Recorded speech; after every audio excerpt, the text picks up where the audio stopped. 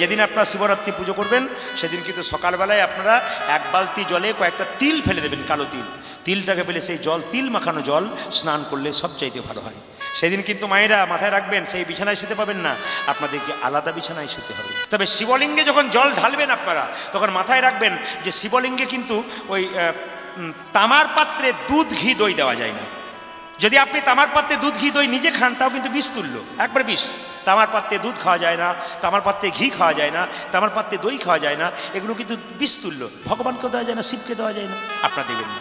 আপনারা তামার পাত্রে জল দিতে পারেন, আপনারা নিজেরা জল খেতে পারেন, শিবকে জল দিতে পারেন, শিবলিঙ্গে অসুবিধা নেই। পিতলের পাত্রে দুধ ঘি দই দিতে পারেন। সবচাইতে ভালো হয় যদি চাঁদির পাত্র দেন, রূপোর পাত্র। কিন্তু রূপোর পাত্র কেনার তো সবার ক্ষমতা নাই, তাই তারা কি করবেন, তারা মাটির পাত্রে দুধ ঘি দই দিতে পারেন। আপনারা মাটির পাত্রে শিবকে জল দিতে পারেন যদি আপনাদের না থাকে। এইবার বলে দিই, শিবলিঙ্গে আপনারা যে বেলপাতা দেবেন, কটা বেলপাতা দেবেন? শিবলিঙ্গে বেলপাতা দেবেন 3টে। যদি আপনার এলাকাতে শিবলিঙ্গের বেলপাতা দেবেন, বেলপাতা না থাকে, বেলপাতা চূর্ণ দিলে হবে, ভাঙা ফাটা বেলপাতা দিলে হবে। কেন? বাবার আরেক নাম আশুতোষ, অল্পতেই সন্তোষ, বাবা অল্পতেই খুশি হয় যদি ভক্তি ভরে আপনারা দিতে পারেন। এই যে সবাই লক্ষ্য করুন, যেখানে বসে আছেন, আপনার বাবা শিবলিঙ্গে সবচাইতে ভালো হয় যদি 11টা পাতা দিতে পারেন, যদি আপনাদের এলাকায় থাকে। যদি আপনার এলাকায় প্রচুর বেল গাছ থাকে, বেলপাতা যদি অ্যাভেলেবল থাকে, তাহলে আপনারা কী করবেন না, বেলপাতা 11টা দেবেন। কেন? বাবার আরেক নাম রুদ্রদেব, রুদ্র মানে 11, রুদ্র সংখ্যা হচ্ছে 11, ওই জন্য 11টি বেলপাতা আপনারা বাবার শিবলিঙ্গে দিতে পারেন। একজন বলেছে আমাকে, একটা ছেলে খুব কম বয়সে, যে শিব মূর্তি পুজোর চাইতে শিবলিঙ্গ পুজো কেন করা হয়? আর শিবলিঙ্গ পুজো শুনলেই দেখবেন আমাদের সমাজে অনেকে আছে ঠাট্টা করে, শিবলিঙ্গ পুজো করে, শিবের আবার লিঙ্গ পুজো কি? এই ধারণাটাকে যে ভাঙিয়ে দিতে চাই, যে এখানে বসে আছেন মন দিয়ে শুনবেন। শিবলিঙ্গ কেন পুজো করা হয়? অন্য ধর্মের মানুষরা বলতে পারে, আমাদের সমাজে কিছু লোক আছে একবার ডাইরেক্ট বলে, কীর্তন করছেন দাদা, শিবলিঙ্গের পুজো হয়, এ আবার কীরকম কথা? আসলে যারা পড়ে না, যারা শাস্ত্র পড়ে না, তারা এই কথা বলে, যারা পড়ে তারা বলে না। মায়েরা, পার্বতী যখন, সতী যখন দেহত্যাগ করেছিল, তখন শিব ভোলানাথ তাকে কাঁধে করে নিয়ে যাচ্ছিল না? জোরে বলুন হ্যাঁ না? জোরে বলবেন, নিয়ে যাচ্ছিল না? এখন যখন নিয়ে যাচ্ছিল, তখন কিন্তু শিবের শরীরে কোনো কাপড় ছিল না, শিব ছিল দিগম্বর। সবাই শুনবেন, শিব যখন পার্বতীকে আর সতীকে নিয়ে যাচ্ছে কাঁধে করে, সতী দেহত্যাগ করেছে, তখন সতীর দেহটা নিয়ে যাবার সময় 108টা জায়গায় দেহটা পড়েছিল খণ্ড খণ্ড হয়ে। ভারতবর্ষ নয়, পৃথিবীর সব জায়গায় মিলে 108টা, ভারতবর্ষের 51 জায়গায় পড়েছিল। 51 জায়গার মধ্যে একটা জায়গা আছে, দেখবেন, আমরা ওখানে যাই, কয়েকদিন আগে গিয়েছিলাম, আসাম গিয়েছিলাম, গুয়াহাটির কাছে গান করতে, প্লেনে যাই আমরা কলকাতা থেকে, তো গিয়েছিলাম ওখানে তো গান করতে। তো ওখানে কিন্তু দেখবেন একটা কামাখ্যা মন্দির আছে, ওখানে কিন্তু মা সতীর কিন্তু জনি নিক্ষেপ হয়েছিল। দেখবেন ওখানে মায়ের জনি পুজো হয় কামাখ্যা মন্দিরে, যারা গেছেন তারা দেখবেন। তো সবাই লক্ষ্য করুন, যখন শিব ভোলানাথ সতীকে কাঁধে করে নিয়ে যাচ্ছে, তখন তার শরীরে কোনো কাপড় ছিল না, সেটা এবার দিগম্বর মূর্তি, কাপড় নেই।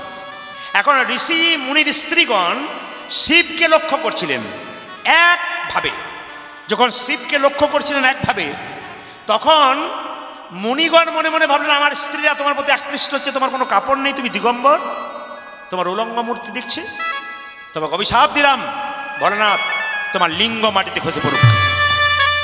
আর সঙ্গে সঙ্গে মুনি ঋষিদের অভিশাপে শিবের লিঙ্গ মাটিতে খসে পড়েছিল। ভালো করে শুনবেন। তখন তারা নির্ণয় করলেন, আলোচনা করলেন মুনিগণ, যে কি করে এটা সমাধান করা যায়। তখন তারা সিদ্ধান্ত নিলেন, আজ থেকে শিব পূজা যত না হবে, শিবলিঙ্গর পূজা যত হবে। এই লিঙ্গটাকে প্রতিস্থাপন কোথায় করতে হবে না, কামাখ্যা মন্দিরে যেখানে দুর্গার জনি আছে, সেই জায়গাতে শিবলিঙ্গটাকে স্থাপন করেছে।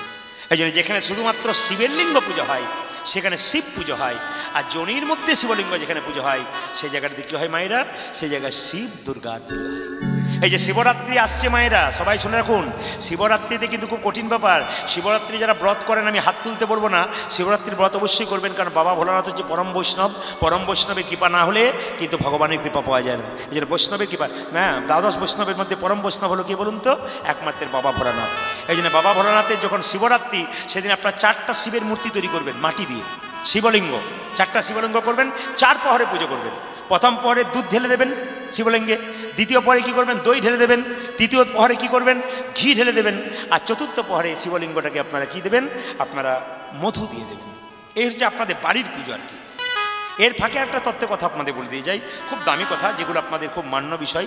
আমি তো একটা দিনের বেশি 2 দিন সব জায়গায় আসতে পারি না, সময় দিতে পারি না, আপনাদের একটু দিয়ে গেলাম, শুধুমাত্র ছোঁয়া দিয়ে যাই, একটু মন দিয়ে শুনে নিন যে যেখানে বসেছেন।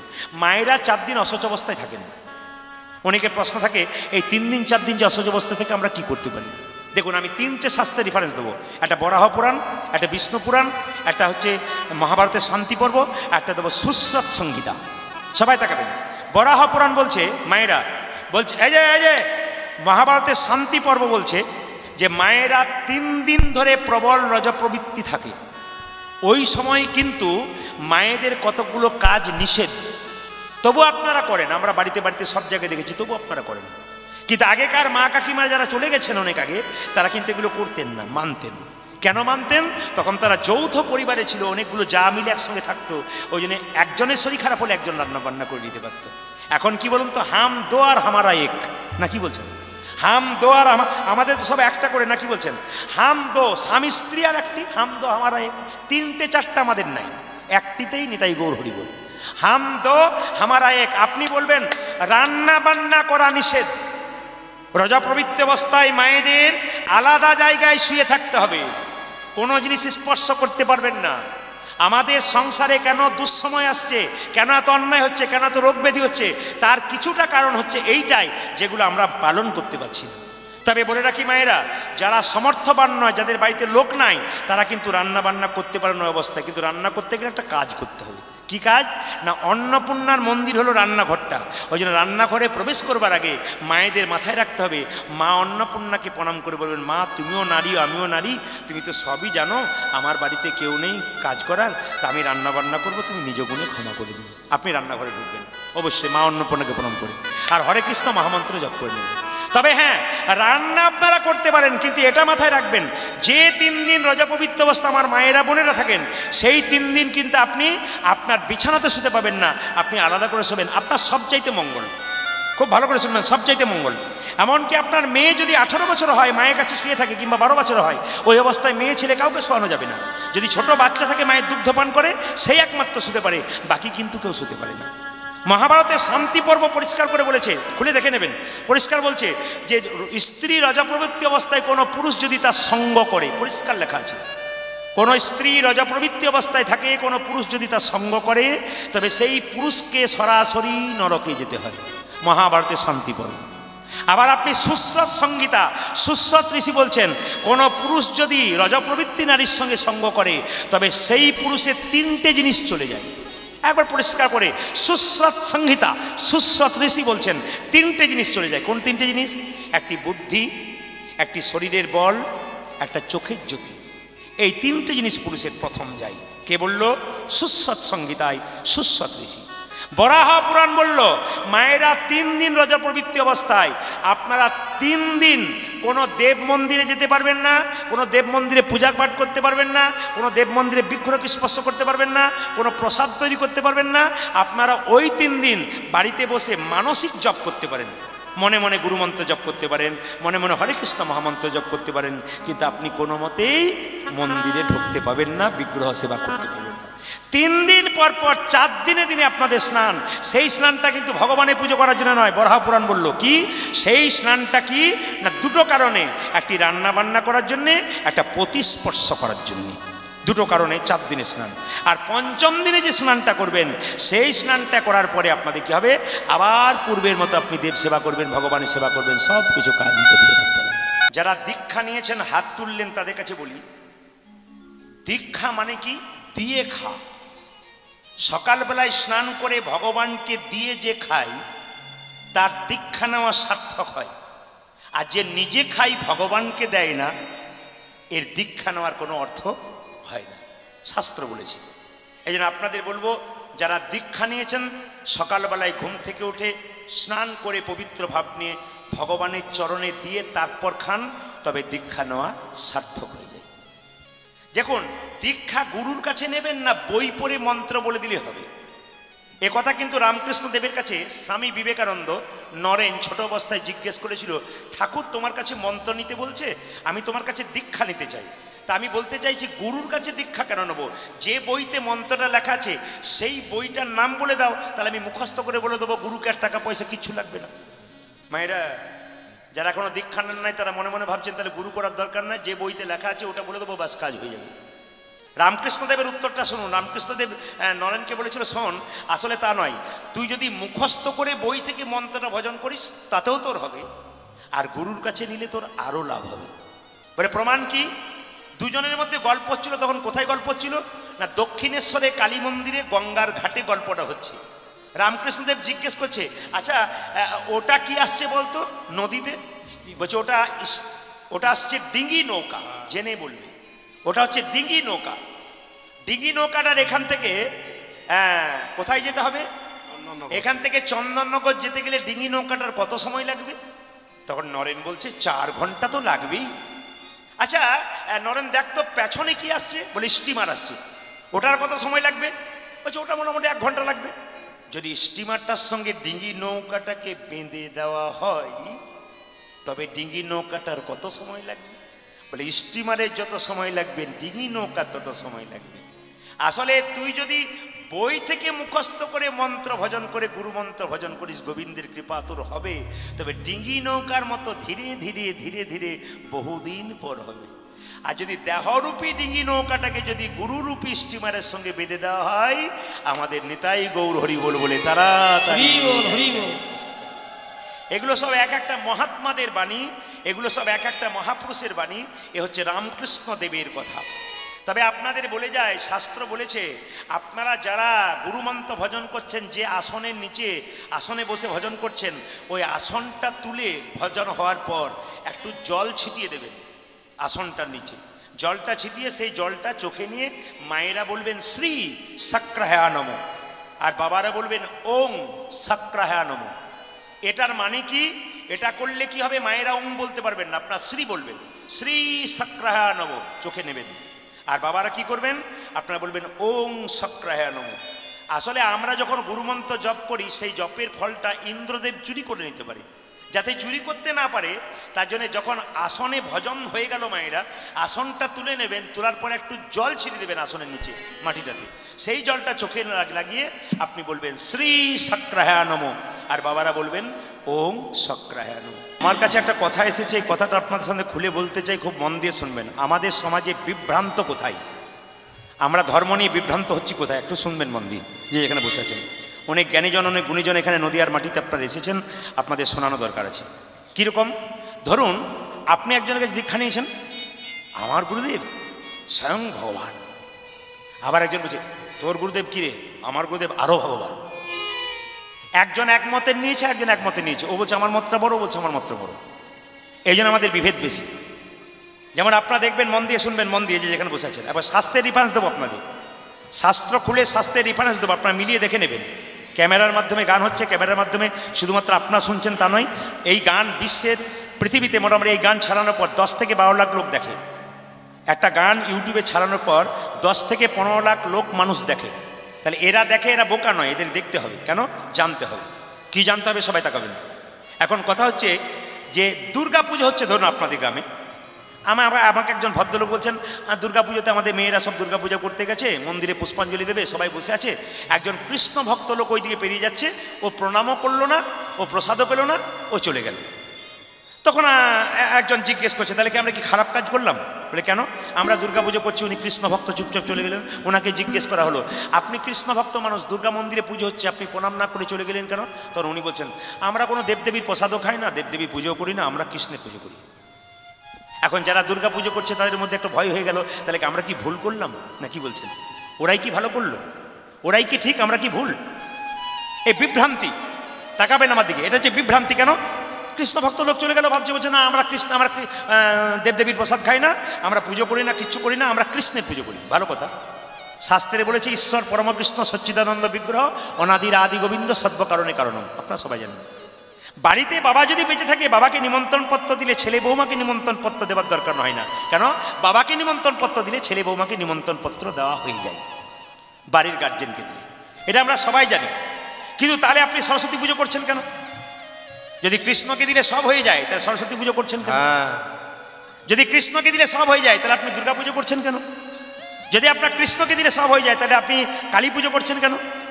আসলে এখানে একটা ব্যাখ্যা আছে। যে কোনো ব্রাহ্মণ যিনি যখন পুজো করবেন, সরস্বতী পুজো করুন, দুর্গা পুজো করুন, পুজো করবার সময় বলে কি শ্রী বিষ্ণু শ্রী বিষ্ণু শ্রী বিষ্ণু। বিষ্ণুকে অর্পণ করা হয়, তারপর দেবদেবীকে দেওয়া হয়। শাস্ত্রে বলা আছে ভগবানকে অর্পণ করা প্রসাদ দেবদেবীকে দেওয়ার পর ভক্ত সেই প্রসাদ গ্রহণ করতে পারে। বলুন আপনারা হ্যাঁ না না? পরিষ্কার জায়গায়। শিবের প্রসাদ খেতে নেই, আপনারা সবাই জানেন শিবের প্রসাদ খেতে নেই, কিন্তু যেখানে হর আর হরি একসঙ্গে থাকে ওখানে প্রসাদ খেতে হয়। বলছে প্রথমে শালগ্রাম শিলাকে পুজো করে তারপর শিবকে পূজা করে সেই প্রসাদ যদি কেউ খায় তবে লাভ আছে, শাস্ত্রে বলেছে।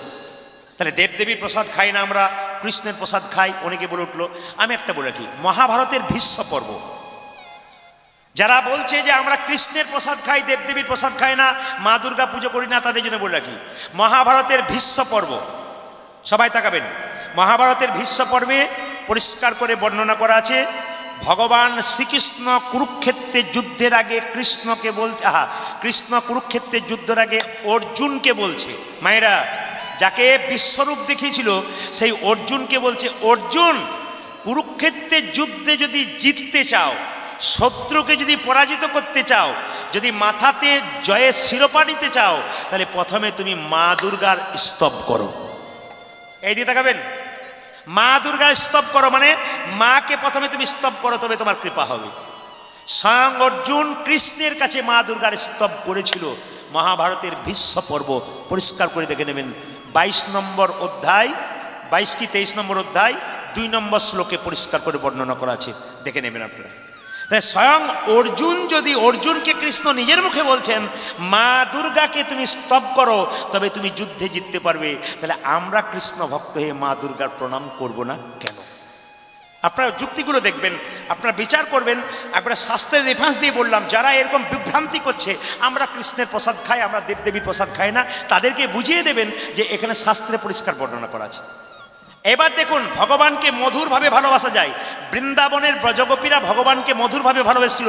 ভাগবত মহাপুরাণ তাকাবেন, ভাগবত মহাপুরাণ বলছে বৃন্দাবনে ব্রজগোপীরা হেমন্ত মাসের পূর্বে, হেমন্তকালের পূর্বে 1 মাস ধরে 1 মাস হবিষান্ন খেয়ে তারা কাত্যায়নী ভদ্রকালীর পুজো করেছিল।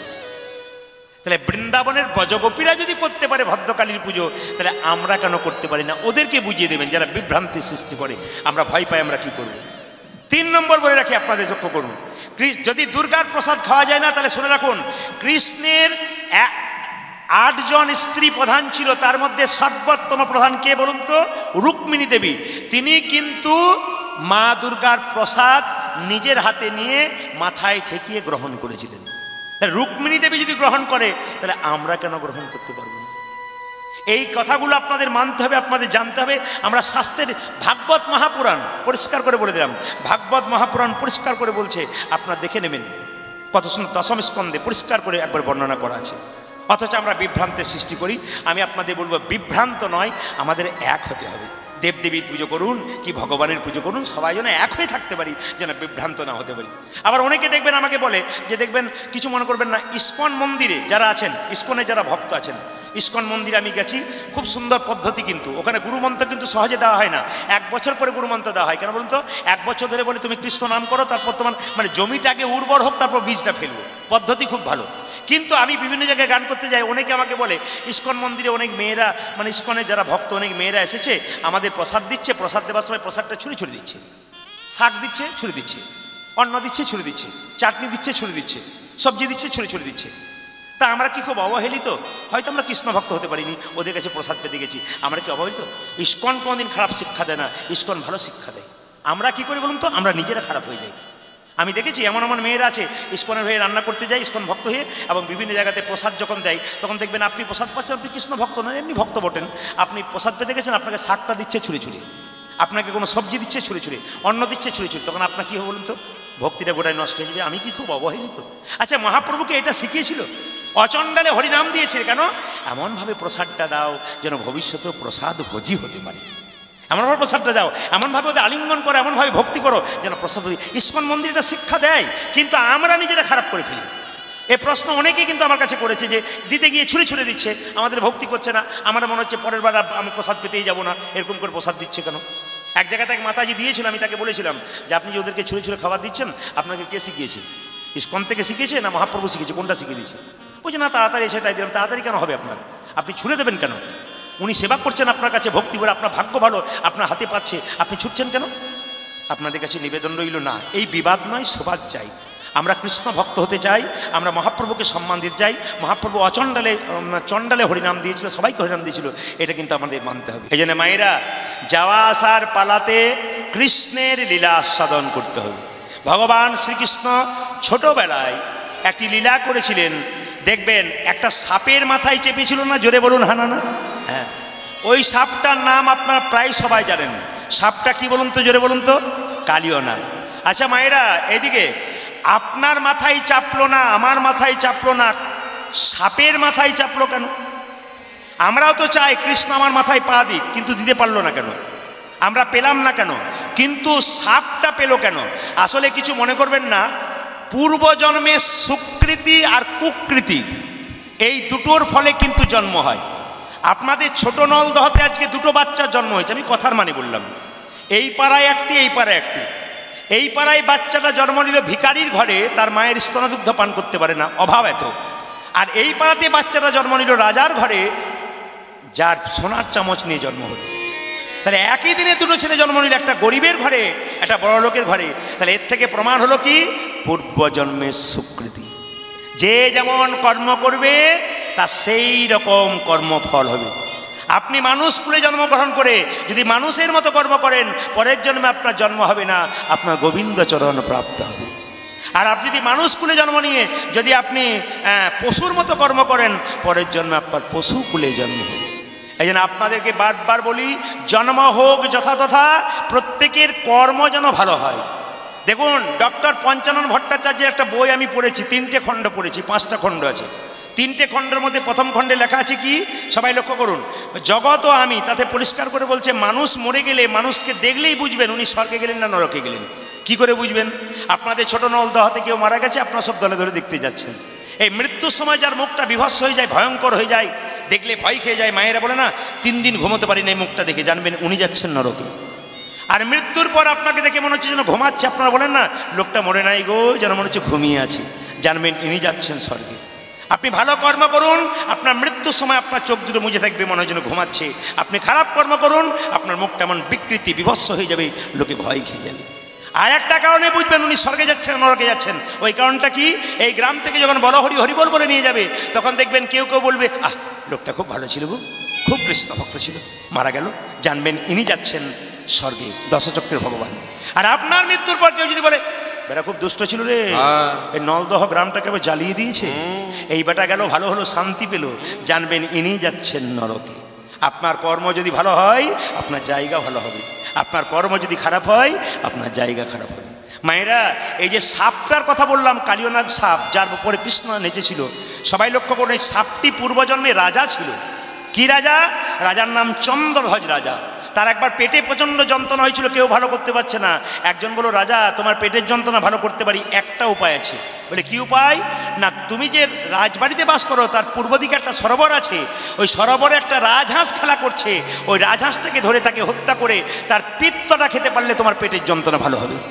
রাজহাঁসটাকে রাজা ধরে আনলো, যেই না হত্যা করতে যাবে অমনি রাজহাঁসটাকে ডেকে দিয়ে বললো, রাজামশাই আমাকে না মেরে যদি আপনার পেটের যন্ত্রণা ভালো হয়, একটা উপায় বলে দেবো।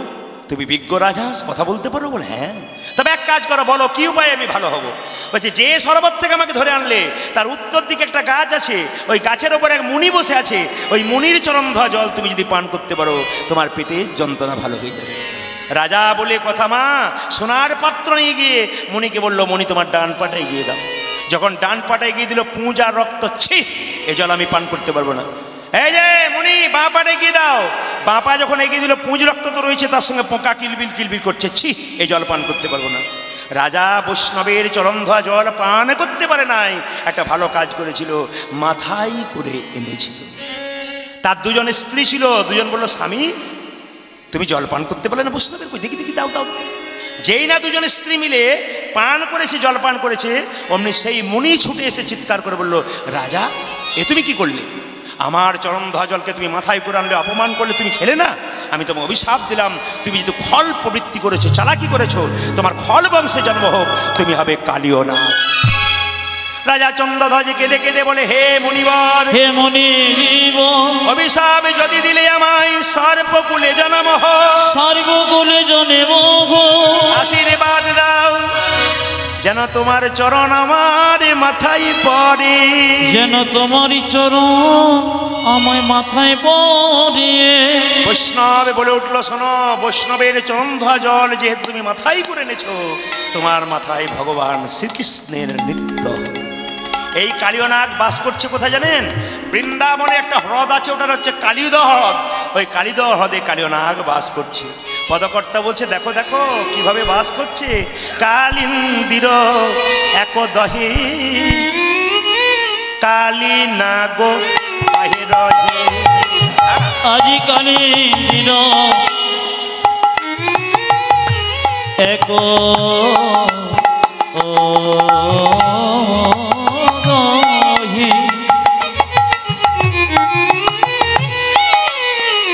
আমার কালী নাগ রহে রহে। কালিন্দির এক দহে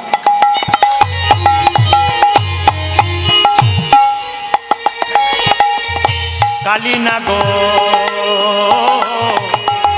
তাহে রহে। আচ্ছা, কালিন্দির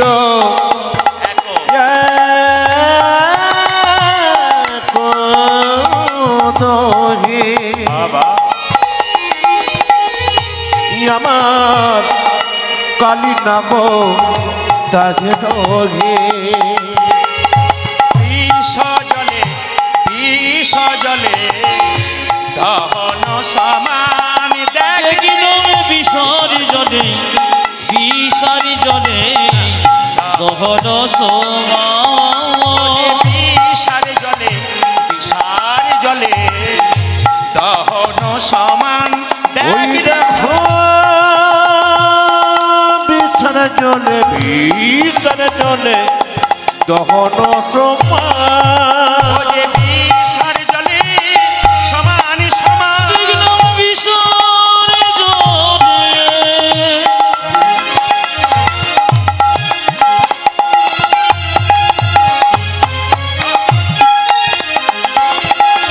সমান সমান। ও যে বিষার জলে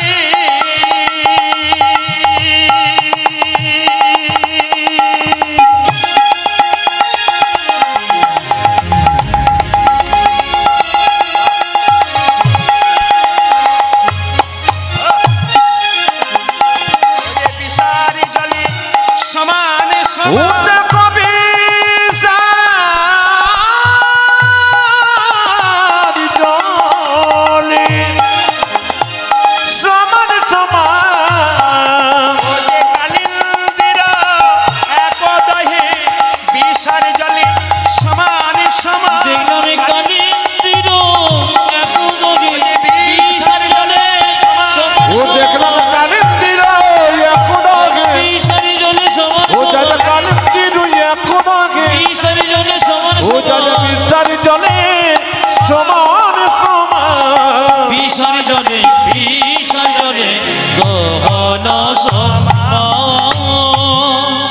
আপনারা যারা কীর্তন শুনতে এসছেন সবার শরীরে কালীয়নাগ আছে, কিন্তু না না আমার শরীরও আছে।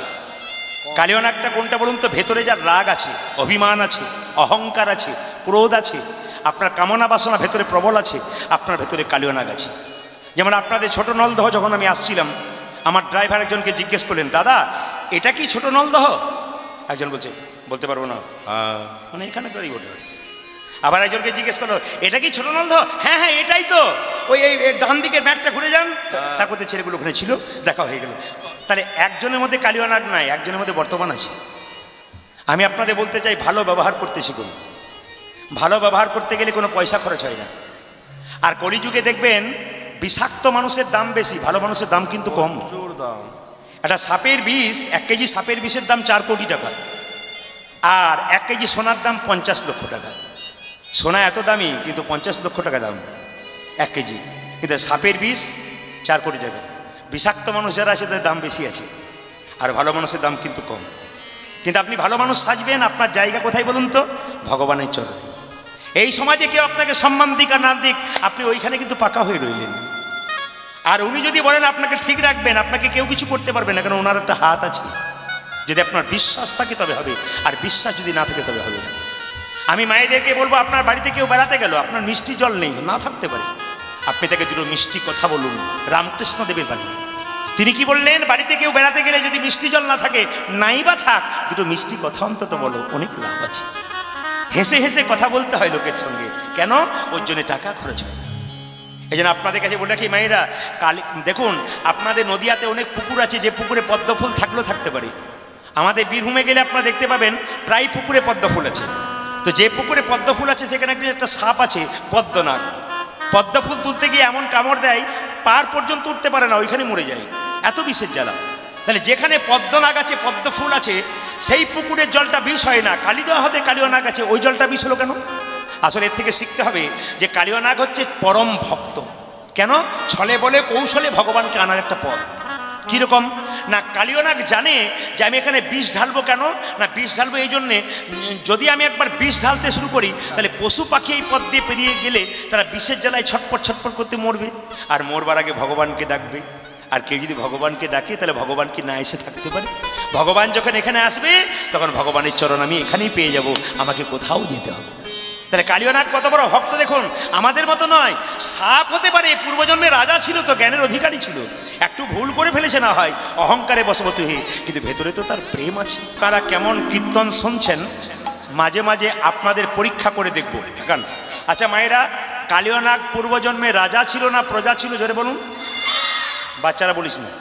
আচ্ছা মায়েরা, আচ্ছা তার কজন স্ত্রী ছিল? 5টা না 4টা? 2টো? 2-4 জন কনফিউশন হচ্ছে, বলে ফেলি, ভুল হলো না তো? কটা? জোরে বলুন। 2টো। আচ্ছা কিছু মনে করবেন না মায়েরা, এই 2 জন স্ত্রী কিন্তু সতী নারী ছিল। দেখুন আপনারা যে যেখানে বসে আছেন, যদি কেউ মহাভারত পড়েন, তাহলে পরিষ্কার করে লেখা আছে 10ম স্কন্ধে, শ্রীমদ্ ভাগবত গীতার 10ম স্কন্ধে 29তম অধ্যায়ে একটা কথা লেখা আছে, ওটা মানতে হবে। কি বলুন তো?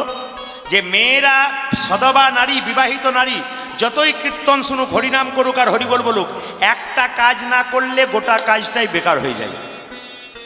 আপনারা সারাদিনের মাথায় একটা কাজ যদি না করেন, যতই হরিনাম করুন আর যতই উলুধ্বনি করুন আর যতই হরিধ্বনি করুন আর যতই কীর্তন করুন, আপনাদের কোনো লাভ নাই। একটা কাজ আপনাদের করতে হবে। এবার আর বলবো না, পরের বারে বলে দিয়ে যাবো। আরে মায়েরা হাঁ করে বসে আছে, বলুন বলুন, কি ব্যাপার? না বললে হবে না, আমি বলেই যাব। একটা কাজ কি? আমি আবার বললাম, শ্রীমদ্ ভাগবত গীতার 10ম স্কন্ধ 29তম অধ্যায়, পরিষ্কার খুলে দেখে নেবেন। লেখা আছে কি? যে বিবাহিত নারী যতই হরিনাম করুক, উলুধ্বনি করুক, যতই কীর্তন করুক, যদি স্বামী সেবা না করে, গোটাটাই তার বেকার। এই কথা বলাতে 2-4 জন মা আবার রাগে এরকম করছে। আমি যেই না এই কথাটি, কালকে ফারাক্কাতে আমার গান ছিল, কালকে আমবাগানে গান, চারিদিকে আমবাগান বিরাট, আর ছেলেরা এমন সরস্বতী ঠাকুর করেছে যে একবারে মনে হচ্ছে যেন বোধহয় 20 ফুট হবে। 20 ফুট সরস্বতী ঠাকুর করেছে, বিরাট মন্দির করেছে। তো কম বয়সের ছেলে, কত বয়স খুব বেশি হলে 20-22, লাস্ট 22, একবারে 15 থেকে 22 পর্যন্ত ছুটছে আমার পেছন পেছন। তো তারা আমাকে আমবাগানে গান করালো। তো ওখানে দেখছি একজন বললো, আমি কলকাতায় থাকি, এখানে আমার মেয়ের বাড়ি, আপনার কীর্তন শুনতে এলাম। তো উনি বললেন, আপনার আমি ফ্যান, আপনার সব কথা রাখতে পারলাম, কিন্তু স্বামী সেবা করতে পারবো না। বললাম কেন? আমার বাবার কান মূলে 10 লাখ টাকা নিয়েছে, আমি কানে করতে পারি। এটা হতে পারে। আমি আপনাদের বলে যাই মায়েরা, একটু হুট করে কিছু হলেই মায়েরা দেখবেন ঝগড়া হলেই বাপের বাড়ি চলে যায়, কিন্তু বাবাদের কোনো সম্ভাবনা নাই। কেন বলুন তো? আপনাদের বাপের বাড়ি যাওয়ার কোনো চান্স নাই, বাবাদের। এই দিকে তাকাবেন। সীতা তার স্বামী রামচন্দ্র বনবাসে গিয়েছিল, কিন্তু বলুন তো মায়েরা, সীতার বাবার নাম ছিল জনক রাজা, শ্বশুরের নাম ছিল দশরথ, এত সম্পদ ছিল, সব সম্পদকে ছেড়ে দিয়ে সীতা গিয়েছিল বনবাসে রামচন্দ্রের সঙ্গে। একজন মহিলা জিজ্ঞেস করেছিল, সীতা, তোমার বাবার সম্পদ, তোমার শ্বশুরের সম্পদ, এত সম্পদ ছেড়ে দিয়ে তুমি বনে যাচ্ছ কেন? সীতা তখন মাথা নত করে বলেছিল, সম্পদে কিবা কাম, সম্পদ মম নব দুর্বাদল ঘন। সম্পদকে আমার স্বামী। এই দিকে তাকাবেন। আর একটা উদাহরণ আপনার দিই।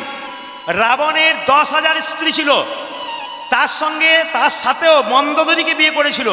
তবু রাবণ দিনের মাথায় এত পাপ করত, তবু মন্দোদরী সকালবেলায় ঘুম থেকে উঠে স্বামীর পা ছুঁয়ে প্রণাম করত। প্রতিদিন 365 দিনের কোনো দিন বাদ নাই, প্রতিদিন রাবণকে মন্দোদরী প্রণাম করত গলায় কাপড় দিয়ে। আপনারা যারা কীর্তন শুনতে এসছেন মায়েরা, কারা কারা সকালবেলায় স্বামীকে গলায় কাপড় দিয়ে প্রণাম করেন? হাত তুলে দেখান।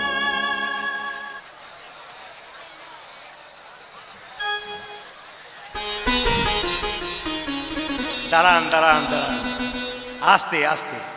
দাদারা মনে মনে ভাবছে এতদিন পরে আপনি আমাদের হয়ে বললেন, কেউ বলে না। আবার আবার হাত তো তুলতে আপনারা পারলেন না। 2-4 জন যারা ডবল এসছে, স্ত্রী এসছে, সে তাকিয়ে দেখছে আমাদেরটা তুললো কিনা। মায়েরা কে কে স্বামীকে সকালবেলায় প্রণাম করেন? হাত তুলুন। এই মা রয়েছে কিন্তু বুঝে তুলবেন। মায়েরা হাত তুলে দেখাচ্ছে প্রণাম করবো না। আচ্ছা ঠিক আছে, প্রণাম আপনারা কাল সকাল থেকে করবেন। আজকে কীর্তন শুনে কাল সকাল থেকে স্বামীকে প্রণাম করবেন।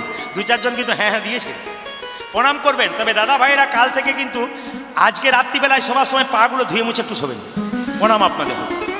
তাহলে সতী নারীকে রাজা চন্দ্রধ্বজের 2 জনের স্ত্রী ভগবান শ্রীকৃষ্ণ বলছে মা আমাকে যেতে হবে। বলে কোথায়? মনে মনে ভাবছে আমাকে কালীনাগকে দমন করতে হবে। ও মা আমায় সাজাইয়ে দাও, মা সাজাইয়ে দাও, আমায় সাজাইয়ে দাও, সাজাইয়ে দাও, সাজাইয়ে দাও, মা সাজাইয়ে দাও, তুই আমায় সাজাইয়ে দাও মা, সাজাইয়ে দাও মা। এ যাবার সময় হলো, সাজাইয়ে দাও, মা সাজাইয়ে দাও। মা গো আমার গোষ্ঠে যাওয়ার সময় হলো, সাজাইয়ে দাও মা, সাজাইয়ে দাও। যেদিন কৃষ্ণ কালীনাগকে দমন করবে সেই দিন দাদা বলরামের জন্মদিন ছিল। কৃষ্ণ সুযোগ পেয়ে গিয়েছিল, দাদা বলায় যদি থাকে তাহলে আমি পারবো না। আজকে দাদা বলায়ের জন্মদিন, আজ তো যেতে পারবে না, আজকে এই ফাঁকে আমি কালীনাগকে দমন করব। তাই মাকে বলছে মা আজকে দাদা বলায়ের জন্মদিন হতে পারে, বাড়িতে উৎসব হতে পারে, কিন্তু আমাকে সাজিয়ে দাও, আমাকে যেতে হবে। কোথায় যাবি? আমায় সাজাইয়ে দাও, মা সাজাইয়ে দাও, আমায় সাজাইয়ে দাও, সাজাইয়ে দাও।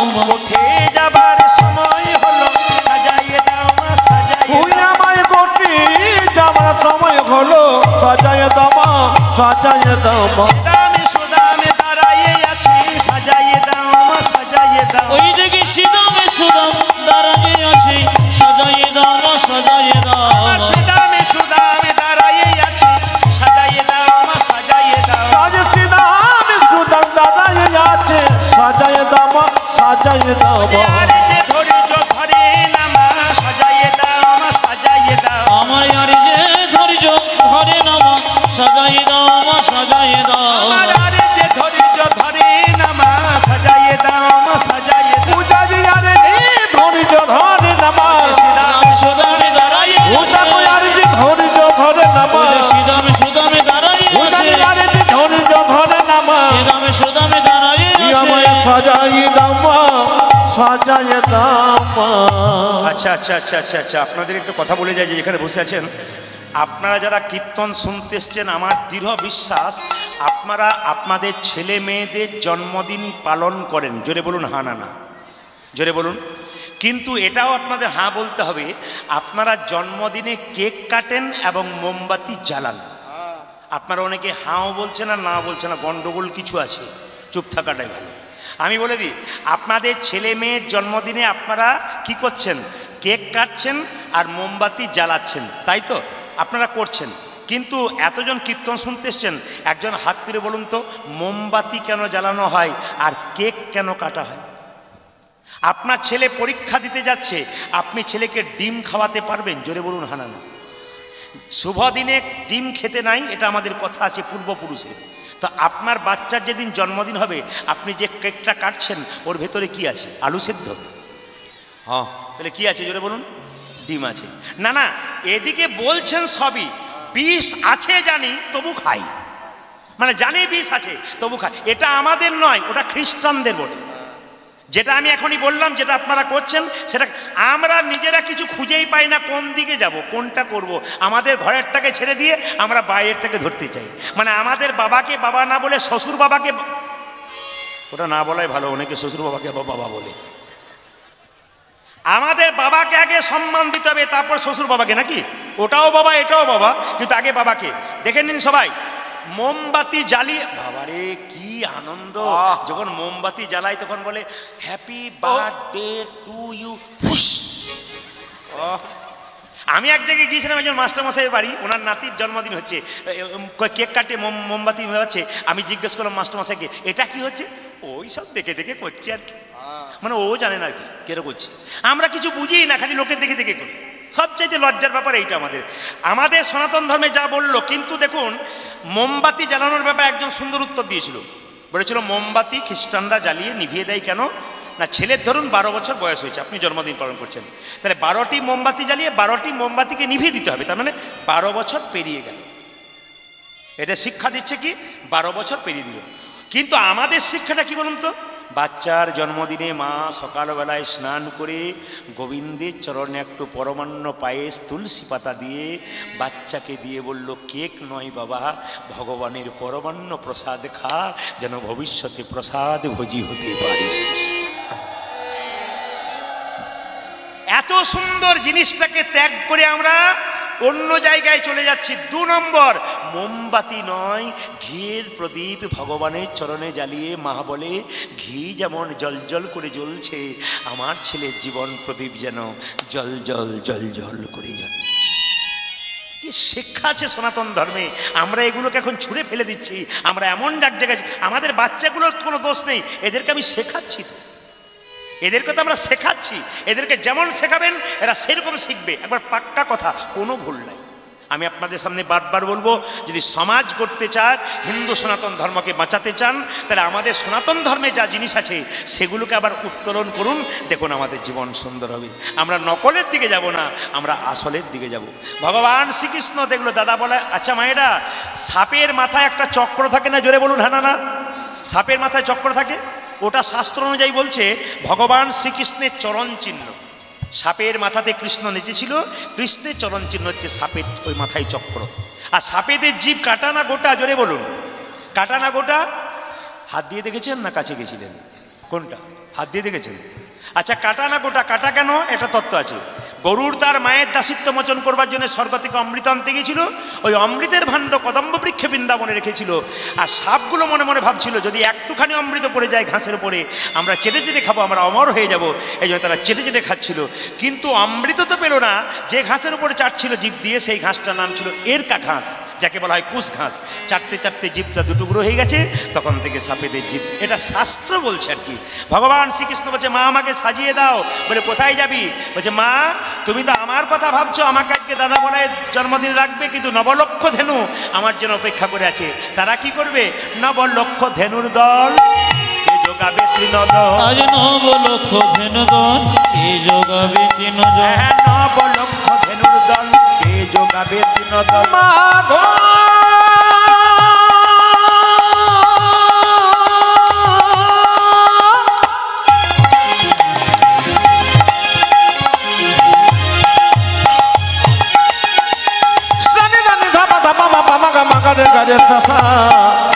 লক্ষ ধেনু দল কে যোগাবে তৃণদল।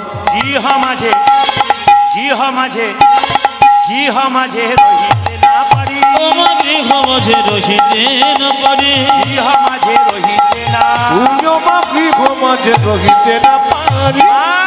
আমি ঘরে রইতে পারি না, আমি ঘরে রইতে পারি না, ঘরে রইতে পারি না, আমি ঘরে রইতে পারি না। ভক্ত যদি আমায় ডাকে ঘরে রইতে পারি না, ভক্ত যদি আমায় ডাকে ঘরে রইতে পারি না, ভক্ত যদি আমায় ডাকে ঘরে রইতে পারি, ভক্ত যদি আমায় ডাকে ঘরে রইতে পারি না।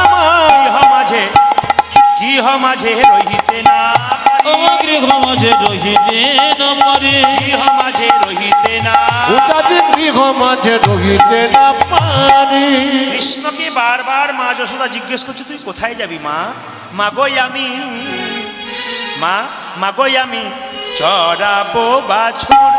ও মা, ও মাগোই আমি, মাগোই আমি চড়াবো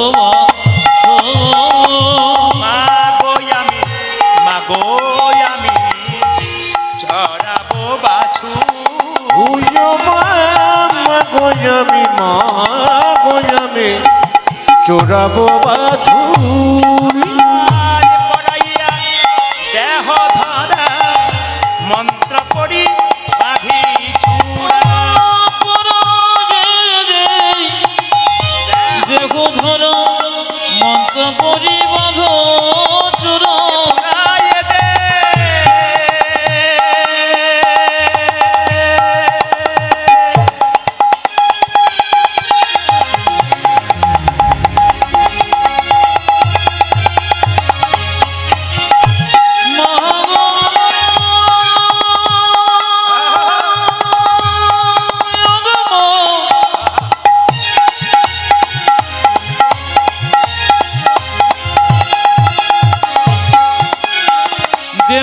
মায়াময় ভালো করে সাজিয়ে দে মামা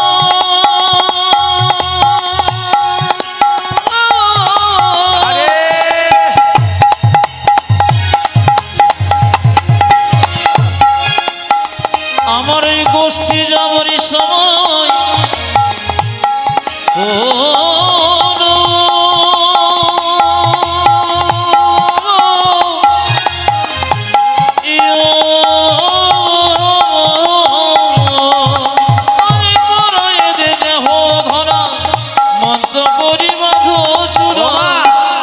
চরণেতে চরণেতে পড়া হনুপুর মা চরণেতে চরণেতে পড়া হনুপুর চরণেতে চরণেতে পড়া হনুপুর আমার চরণেতে চরণেতে পড়া হনুপুর সাজাইয়ে দে মা সাজাইয়ে দে মা সাজাইয়ে দে মা সাজাইয়ে দে মা সাজাইয়ে দে মা সাজাইয়ে দে মা সাজাইয়ে দে মা সাজাইয়ে দে মা উঠে যাবার সময় হলো সাজাইয়ে দে মা সাজাইয়ে দে আমার গোষ্ঠী যাওয়ার সময় হলো আর বিলম্ব সইয়ে না গোষ্ঠী যাবার সময় হলো আর যে ধৈর্য ধরে তুই আমায় গোষ্ঠী যাবার সময় হলো আর বিলম্ব সইয়ে তুই না আমায় সাজাইয়ে দে মা সাজাইয়ে দে মা মোহনিয়া মোহনিয়া বাসে দে মা হাতে ভগবান শ্রীকৃষ্ণ মায়েরা আজকে কি বলছে যে মা আমাকে সাজিয়ে দাও, সবাই লক্ষ্য করুন, সবাই মাথায় একটু কাপড়টা নিন। ভগবান শ্রীকৃষ্ণকে মা যশোদা সাজাচ্ছে, সবাই মিলে কিভাবে সাজাচ্ছে? ওগো নন্দরানী কৌতূহলে আমার গোপাল এলো ইয়া কোলে। গোপাল কি সাজাই রে মায়েরা উলুধ্বনি দিন, গোপালকে সাজাচ্ছে। এ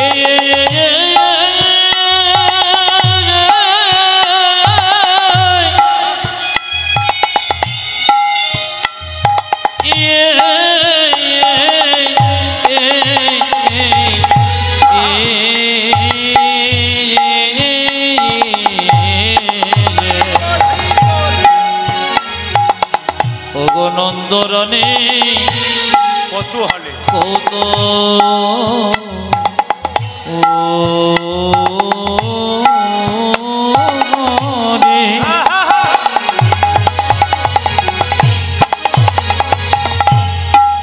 আমার গোপাল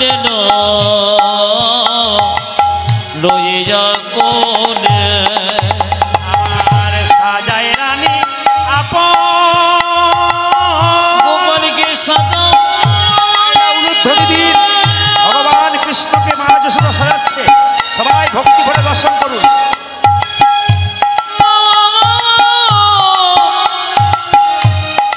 নন্দ রানী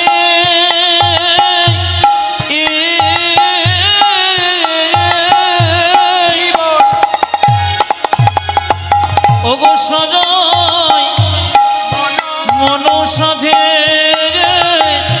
সাজাই নামে আপন মন সাধে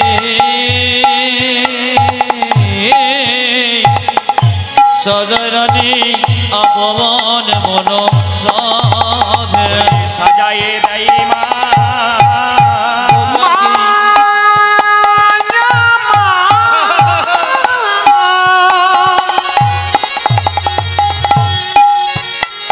আমার সাজাইয়ে দেয় মা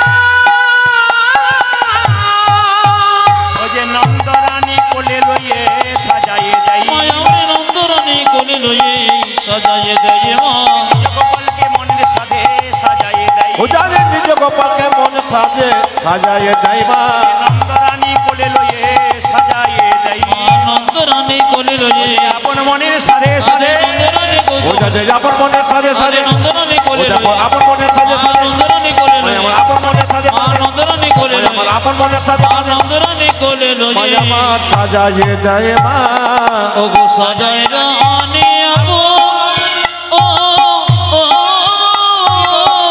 আপন মন সাধে সাজায় রানী আপন মন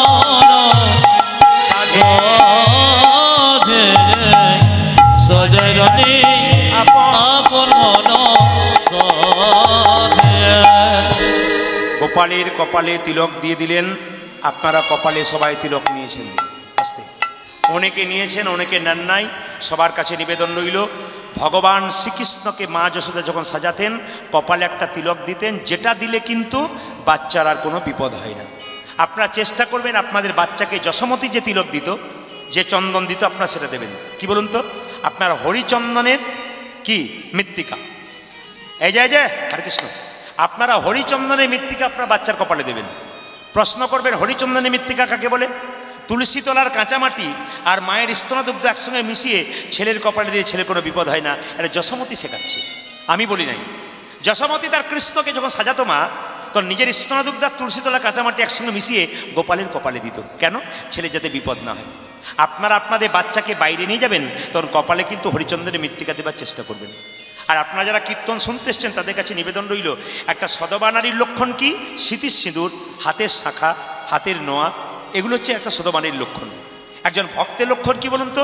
তিলক আর তুলসী মালা। আমি জানি আপনারা তুলসী মালা অনেকেই পড়েছেন, তিলক কিন্তু অনেক বাবা নিয়েছেন, আবার কেউ কেউ নিতে পারেন নাই।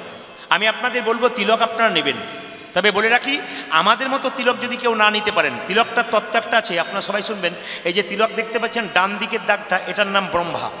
বাঁ দিকের নামটা কি দাগটা? এটার নাম মহেশ্বর। আর মাঝখানে ফাঁকা জায়গাটা কি? বিষ্ণু। যার কপালে ব্রহ্মা বিষ্ণু মহেশ্বর আছে তার আবার চিন্তার কি আছে? আবার শাস্ত্র বলছে, দেখুন এই কপালে তিলকটাকে শাস্ত্র বলছে গোবিন্দের চরণ। এই তিলকটাকে যদি গোবিন্দের চরণ ধরা যায় তাহলে ফোঁটাটা কি? তুলসী পাতা। গোবিন্দের চরণে তুলসী পাতা কটা দিতে হয় মা? 3টে দিতে হয়। সবাই মনে রাখবেন, গোবিন্দের চরণে তুলসী পাতা কিন্তু 3টে দিতে হয়। কেন 3টে দিতে হয়? একটা ডান পায়ে, একটা বাঁ পায়ে, একটা দুটো পায়ের মাঝে। কেন না, ভগবান যখন বামন অবতার ধারণ করেছিলেন তখন নাভি থেকে একটা পা বের করেছিলেন, ওই চরণটাকে স্মরণ করে আমাদের একটা তুলসী পত্র দিতে হয়। সবাই লক্ষ্য করুন, আপনাদের বাড়িতে একটা কথা বলে রাখি, আপনাদের যারা যাকে ভালোবাসেন, ছেলেকে ভালোবাসেন, মেয়েকে ভালোবাসেন, স্বামীকে ভালোবাসেন, সবাইকে ভালোবাসেন, কিন্তু মনে রাখবেন এই জগতে কেউ কাউকে ভালোবাসলে একবার ধাক্কা দিতেই পারে, আপনাকে ধোকা দিতেই পারে, কিন্তু গোবিন্দকে ভালোবাসলে আপনার জীবনে কোনো ধোকা নাই, সে কিন্তু আপনার পাশে পাশেই থাকে। শাস্ত্র বলেছে যে মদ ভক্ত যত্র গচ্ছন্তি তত্র গচ্ছামি পার্থিব ভক্তানুমনো গচ্ছন্তি মুক্ত স্থিতি বিসহ। তার মানে কি? বৎসের পশ্চাতে যেমন ধাই ধেনুগণ, ভক্তের পশ্চাতে সেরকম যায় জনার্দন। মায়েরা, আপনার বাড়িতে একটা গাভীর বাচ্চা হয়েছে, বাছুর, আপনি বাছুরটাকে ছেড়ে দিন, গাভীটাকে বেঁধে দিন, দেখবেন বাছুরটা দৌড়ে দৌড়ে পালাবে। যেদিকে বাছুরটা দৌড়ে পালাবে, গাভী তার পেছন পেছন দড়ি ছিঁড়ে পালাবে। কেন? যদি বাচ্চাটাকে কেউ কেড়ে নেয়, বাচ্চাটা খালে বিলে পড়ে যায়, ভক্ত যখন ভগবানের নাম গাইতে গাইতে পথ দিয়ে চলে যাবে, ভগবান ভক্তের পেছনে গাভীর মতো ছুটতে চলে। এই জন্যে ভগবান শ্রীকৃষ্ণ বলেছে অন্তকালে শরণম মুক্ত করে ব্রহ্ম, আমাকে সবসময় স্মরণ করো, আমি শেষ সময় তোমার কাছে যাব। কেউ যাক আর না যাক, আমি শেষ সময় তোমার কাছে থাকবো, যে তুমি আমাকে স্মরণ করতে পারো। এই জন্য আমি আপনাদের বারবার বলবো, যে যেখানে বসে আছেন ভগবানের সঙ্গে সম্পর্ক করুন, দেখবেন আপনার জীবন সুন্দর হবে। এই জগতে যারা আছে সম্পর্ক করবেন, কিন্তু ভগবানের সঙ্গে সম্পর্ক যেন পাকা হয়ে থাকে। আমি বাবাদেরকে বলি, মায়েদেরকে বলে রাখি, বাড়িতে যদি গোপাল থাকে, রাধাকৃষ্ণ থাকে, তাকে সেবা করুন। রাধাকৃষ্ণকে স্নান করাবেন কিসে? বাড়িতে আপনার স্নান করাচ্ছেন, স্নান করছেন প্রতিদিন, আর ভগবানকে যদি স্নান না করান আপনার পাপ হচ্ছে। কিন্তু আপনার বাড়িতে রাধা গোবিন্দের যদি ছবি থাকে সেটাকেও স্নান করান জল দিয়ে, যদি রাধা গোবিন্দের মূর্তি থাকে তাকেও স্নান করান, যদি গোপাল থাকে তাকেও স্নান করান। যদি আপনি স্নান না করান, নিজে স্নান করান, আপনার পাপ হচ্ছে। আপনি নিজে খাচ্ছেন, গোবিন্দকে দিচ্ছেন না, আপনার পাপ হচ্ছে। তাহলে ভগবানকে স্নান করাবেন কোন জলে? একটু তাকান, শঙ্খের ভেতরে যে জল, বাড়িতে দুটো শঙ্খ রাখতে হয়, একটা জলশঙ্খ, একটা বাদ্য শঙ্খ। যে শঙ্খটা আপনি বাজাচ্ছেন ওটা মন্দির থেকে একটু দূরে রাখবেন, আর যে শঙ্খটা জলশঙ্খ ওটা কিন্তু মন্দিরে ভগবানের কাছে রাখবেন। কথাগুলো শুনে নিন, মন্দিরে ভগবানের কাছে রাখবেন জলশঙ্খ। মায়েরা, শঙ্খের ওপর একটা তুলসী পাতা দিতে হয়। বাড়িতে যে আপনারা শঙ্খ রাখেন না, শঙ্খের ওপর একটা তুলসী পাতা দিতে হয়, নইলে শঙ্খকে অপমান করা হয়। যার বাড়িতে শালগ্রাম শিলা আছে, শালগ্রাম শিলার নিচে একটা তুলসী পাতা দিতে হয়। এবার যে শঙ্খের ভেতরে আপনার জল দিয়ে আপনি গোবিন্দকে স্নান করাবেন, এটা পবিত্র জল। গোবিন্দকে স্নান করানোর পর একটা কাপড় দিয়ে মুছে দেবেন গোবিন্দের গোটা শরীরটা, মুছে দেওয়ার পর সেই কাপড়টা ধুয়ে রেখে দেবেন পরের দিনের জন্য। একটা জামা পরাবেন, গোবিন্দের কপালে তিলক দেবেন, গোবিন্দের চরণে চন্দন দিয়ে একটু ফুল দেবেন। কোন ফুল আপনি দেবেন? শ্মশানে যদি ভালো ফুল ফুটে থাকে সেই ফুল আপনি দেবেন না, যে ফুলের উগ্র গন্ধ আছে সেই ফুল আপনি দেবেন না, মলমূত্রে পরিপূর্ণ অগোছালো জায়গাতে ফুল গাছ হয়েছে সেই ফুল গাছের ফুল আপনি গোবিন্দকে দেবেন না। শুদ্ধ ফুল দেবেন, ভক্তি ভরে দেবেন। তবে হ্যাঁ, আপনারা মন্দিরে ফুল দেওয়ার জন্য ফুল তুলতে যান, কিন্তু গাছকে কোনোদিন বলেছেন যে বৃক্ষ তোমার কাছে ফুল তুলছি, তুমি আমাকে ক্ষমা করে দাও? তোমার তো কষ্ট হবে, ফুল তুললে কষ্ট হবে না গাছের? তা বৃক্ষকে কোনোদিন বলেছেন? কিন্তু শাস্ত্র বলছে যখন আপনি ফুল তুলতে যাবেন যদি না বলে নেন তাহলে আপনার চুরি করা হচ্ছে। এই জন্য মায়েরা যখনই ফুল তুলতে যাবেন তাকান আমার দিকে, গলায় কাপড়টা দিয়ে, দাদা ভাইরা সবাই গলায় কাপড়টা দিয়ে বৃক্ষকে বলবেন, হে বৃক্ষ মাতা, তুমি যে বক্ষ বিদীর্ণ করে ফুল দিয়েছো, এই ফুল গোবিন্দ সেবায় লাগাবো, তুমি যেন নিজ গুণে আমাকে ক্ষমা করে দাও। এতগুলো কথা যদি বলতে না পারেন তাহলে গলায় কাপড়টা দিয়ে বৃক্ষ মাতাকে প্রণাম করে বলবেন, আমি ফুল নিলাম গোবিন্দ সেবায় লাগাবো, তুমি আমাকে নিজ গুণে ক্ষমা করে দাও। ব্যাস, এ কথা কিন্তু আপনাদের বলতে হবে। শাস্ত্রে অনেক নিয়ম আছে যেগুলো আমরা জানি না, যদি জানতে পারেন তাহলে আপনার জীবন সুন্দর হয়ে যাবে। ভগবান শ্রীকৃষ্ণ যখন সেজেছে, শ্রীরাম সুদাম সবাই অপেক্ষা করে আছে গোপালকে নিয়ে যাবে জন্যে। মায়েরা দেখবেন ছেলের বা মেয়ে যদি বাইরে যায়, যদি মা যদি বাম কনিষ্ঠ আঙুলে দন্তাঘাত করে, ছেলে কোনো বিপদ হয় না। মায়েরা যদি ছেলের বাম কনিষ্ঠ আঙুলে দন্তাঘাত করে, ছেলের কোনো বিপদ হয় না। তো যেই না গোপাল বেরিয়ে যাচ্ছে, মা তার আঁচলটা ধরছে, আর কি করছে দেখুন, আঁচল ধরিয়া হাতে, আঁচল ধরিয়া হাতে, ফেরি সদা সাথে সাথে, দণ্ডে দণ্ডে 10-12, 10-12 খাই। অচল ধরিয়া হাতে, ফিরে সদা সাথে সাথে, দ্বন্দ্বে দ্বন্দ্বে 10-12, 10-12 আঁচল ধরিয়া হাতে, ফেরি সদা সাথে সাথে, দণ্ডে দণ্ডে 10-12, 10-12 খাই। হাতে আঁচল ধরিয়া হাতে, ফিরি সদায় সাথে সাথে, দণ্ডে দণ্ডে 10-12, 10-12 খায়। হেন দুধের ছেলে বনেতে বিদায় দিলে, কেমনে ধরিতে পারে, ধরতে পারে মা, বল বল। এহেন দুধের ছেলে বনেতে বিদায় দিলে, কেমনে ধরিতে পারে, ধরিতে পারে মা।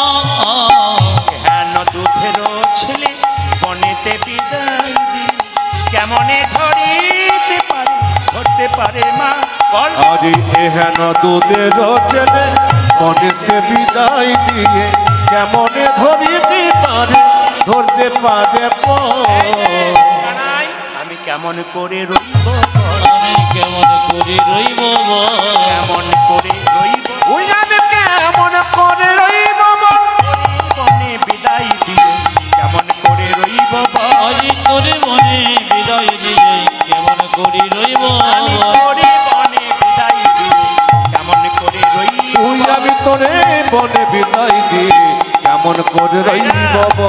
কৃষ্ণ মা যশোদাকে প্রণাম করে চলল কোথায়? কালিয়নাগকে দমন করবার জন্য।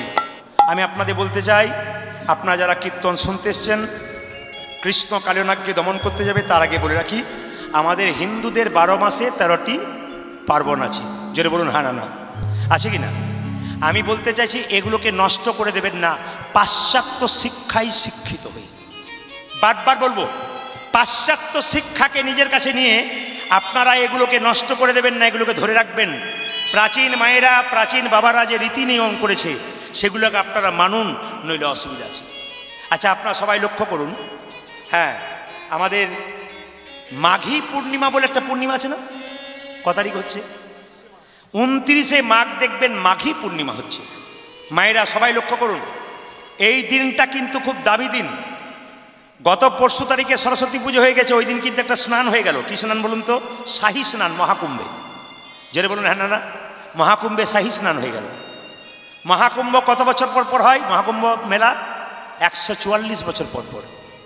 আমাদের ভাগ্যে জুটেছে, কিন্তু আমাদের ভাগ্যে নেই, কেন যেতে পারলাম না। আপনাদের ভাগ্যে জুটেছে, কেউ যেতে পারলেন, কেউ পারলেন না। আমরা গানের তাগিদে পারলাম না, খালি প্রত্যেককে ডেট দেওয়া আছে, আমাদের তখন শেষ হয়ে যাবে। যে যেখানে বসে আছেন মায়েরা মন দিয়ে শুনবেন, এই মাঘী পূর্ণিমার দিন, এইদিকে 29শে মাঘ মাঘী পূর্ণিমার দিন, মাঘ মাসের পূর্ণিমাকে বলা হয় মাঘী পূর্ণিমা। জোরে বলুন হ্যাঁ না না। আচ্ছা, ক্যালেন্ডারে যে মাসটা 10 মাসে পড়ে ওটা হচ্ছে মাঘী, ওটা হচ্ছে মাঘ মাস। মাঘ মাসের আরেক নাম ছিল মাঘা। এটা শুধু হিন্দুদের জন্য নয়, এটা বৌদ্ধদের জন্য বিখ্যাত বটে। মাঘ মাসের পূর্ণিমাতে 3টে জায়গায় স্নান করতে প্রচুর লোক যায়।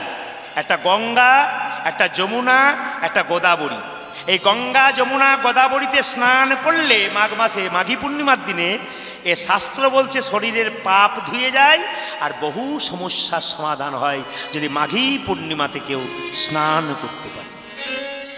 বছরের 3টে মাস খুব গুরুত্বপূর্ণ, একটা কার্তিক মাস, একটা বৈশাখ মাস, একটা মাঘ মাস। বৈশাখ মাসে কি হয়? জল দান করে। আর কার্তিক মাস কি? দামোদর মাস। আর মাঘ মাসটা কি? স্নান। তার মানে মাঘ মাসে কেউ যদি ভোর 4টার সময় স্নান করতে পারে, ব্রহ্ম মুহূর্তে স্নান করতে পারে, তবে সারা বছর সে স্নান করতে পারবে। অভ্যাসটা মাঘ মাস থেকেই করা উচিত। এই শিক্ষাগুলো কীর্তনের মাধ্যমে নিতে হবে। যদি নিতে পারেন তাহলে আপনাদের লাভ আছে। এবার আমি আপনাদের বলে যাই, দেখবেন যদি বর্ষে মাঘের শেষ, ধন্যী রাজার পুণ্যি দেশ। এ কথা কে বলেছেন? এ কথা বলেছেন, হ্যাঁ বাবা, খুব সুন্দর। আপনারা যে পড়াশুনো করেন বা জানেন, একজন বাবা বলে দিয়েছেন যে খনা বলেছেন, যদি বর্ষে মাঘের শেষ, ধন্যী রাজার পুণ্যি দেশ। মানে মাঘ মাসের শেষে যদি বর্ষা হয় তবে সেই রাজার অনেক ধনসম্পদ হয়। কেন? বর্ষালে খুব ভালো কাজ হয় মাঘ মাস শেষে যদি বর্ষা হয়। এটা খনা মা সুন্দর সুন্দর কথা আমাদের বলে দিয়ে চলে গেছেন। তো সবাই লক্ষ্য করুন, এই মাঘ মাসে মাঘী পূর্ণিমা আপনারা পালন করবেন। সেই পূর্ণিমার দিনে, শুধুমাত্র মাঘ মাসের পূর্ণিমা নয়, প্রতি পূর্ণিমাতে কেউ যদি অন্ন না খায়, মুড়ি না খায়, নিরামিষ খায়, রুটি খেতে পারেন, হ্যাঁ, আটা রুটি যদি খান, তাহলে এতে অনেক বাত ব্যাধি দূর হয়। আয়ুর্বেদ বলছে এতে বাত ব্যাধি দূর হয়। এতে দেখবেন যাদের ফাইলেরিয়া জ্বর আসে তারা বারবার যদি এটা করতে পারে, মানে অমাবস্যা পূর্ণিমা পালন করতে পারে, অনেক কষ্ট তাদের দূর হয়। এই মাঘী পূর্ণিমার একটা তত্ত্ব আছে, একটা কথা আছে, একটা গল্প আছে। কি কথা আছে? মায়েরা, এক গ্রামে ধনেশ্বর বলে একজন ব্যক্তি ব্রাহ্মণ ছিলেন, তার স্ত্রীর নাম রূপমতী। তাদের অভাব ছিল, ভিক্ষা করে করে বেড়াতো। একটা অভাব কি, কোনো মায়ের যদি সন্তান না হয় তাহলে সেই মায়ের যে কি কষ্ট, সেই মা ছাড়া কেউ জানে না। তো রূপমতির কোনো সন্তান নাই, ধনেশ্বর ভিক্ষা করতে গেছে পাশের গ্রামে, একজন ভিক্ষা দিতে কেউ ভিক্ষা দিল না। কি বললো? তোমায় ভিক্ষা দেবো না, কারণ তুমি পুত্রহীন, তোমার কোনো ছেলে মেয়ে নাই, তোমাকে ভিক্ষা দেবো না। সে যখন মনের দুঃখে ঘুরে যাচ্ছে, তখন সেই যে ব্যক্তি তাকে ভিক্ষা দিল না, সে বলল, একটা কাজ করো, আজকে মাঘী পূর্ণিমার দিন যদি তুমি কালী পুজো করতে পারো মায়েরা, তাহলে তুমি সন্তান পেতে পারো। দুজনে মিলে উপবাস করে তারা কালী পুজো করেছিল এবং সন্তান লাভ করেছিল। এই জন্য আমি আপনাদের বলতে চাই, মাঘী পূর্ণিমা আপনারা পালন করুন। আর মাঘী পূর্ণিমার অবশ্যই দিনটাকে আপনারা সম্মান দিন। পূর্ণিমার দিনে মায়েরা, এই দিন কি হয় বলুন তো? এই দিন আকাশে চন্দ্র পূর্ণরূপে অবস্থান করে, আকাশে একবারে পূর্ণ। আর দেখবেন যেদিন আকাশে চাঁদ একবারে পূর্ণ থাকে, মা লক্ষ্মী সেই দিনটা প্রিয় দিন। মা লক্ষ্মীর প্রিয় দিন কোনটা বলুন তো? মা লক্ষ্মীর প্রিয় দিন হচ্ছে আকাশে যেদিন চাঁদ একবারে পূর্ণ থাকবে, সেদিন মা লক্ষ্মীর প্রিয় দিন। সেদিনটা হচ্ছে পূর্ণিমা। সেদিন সত্যনারায়ণের পূজা করা হয়, সেদিন লক্ষ্মীনারায়ণের পূজা করা হয়। একা বাড়িতে লক্ষ্মী পুজো করবেন না, আপনার নারায়ণকে সঙ্গে করে পুজো করবেন, দেখবেন আপনাদের লাভ আছে।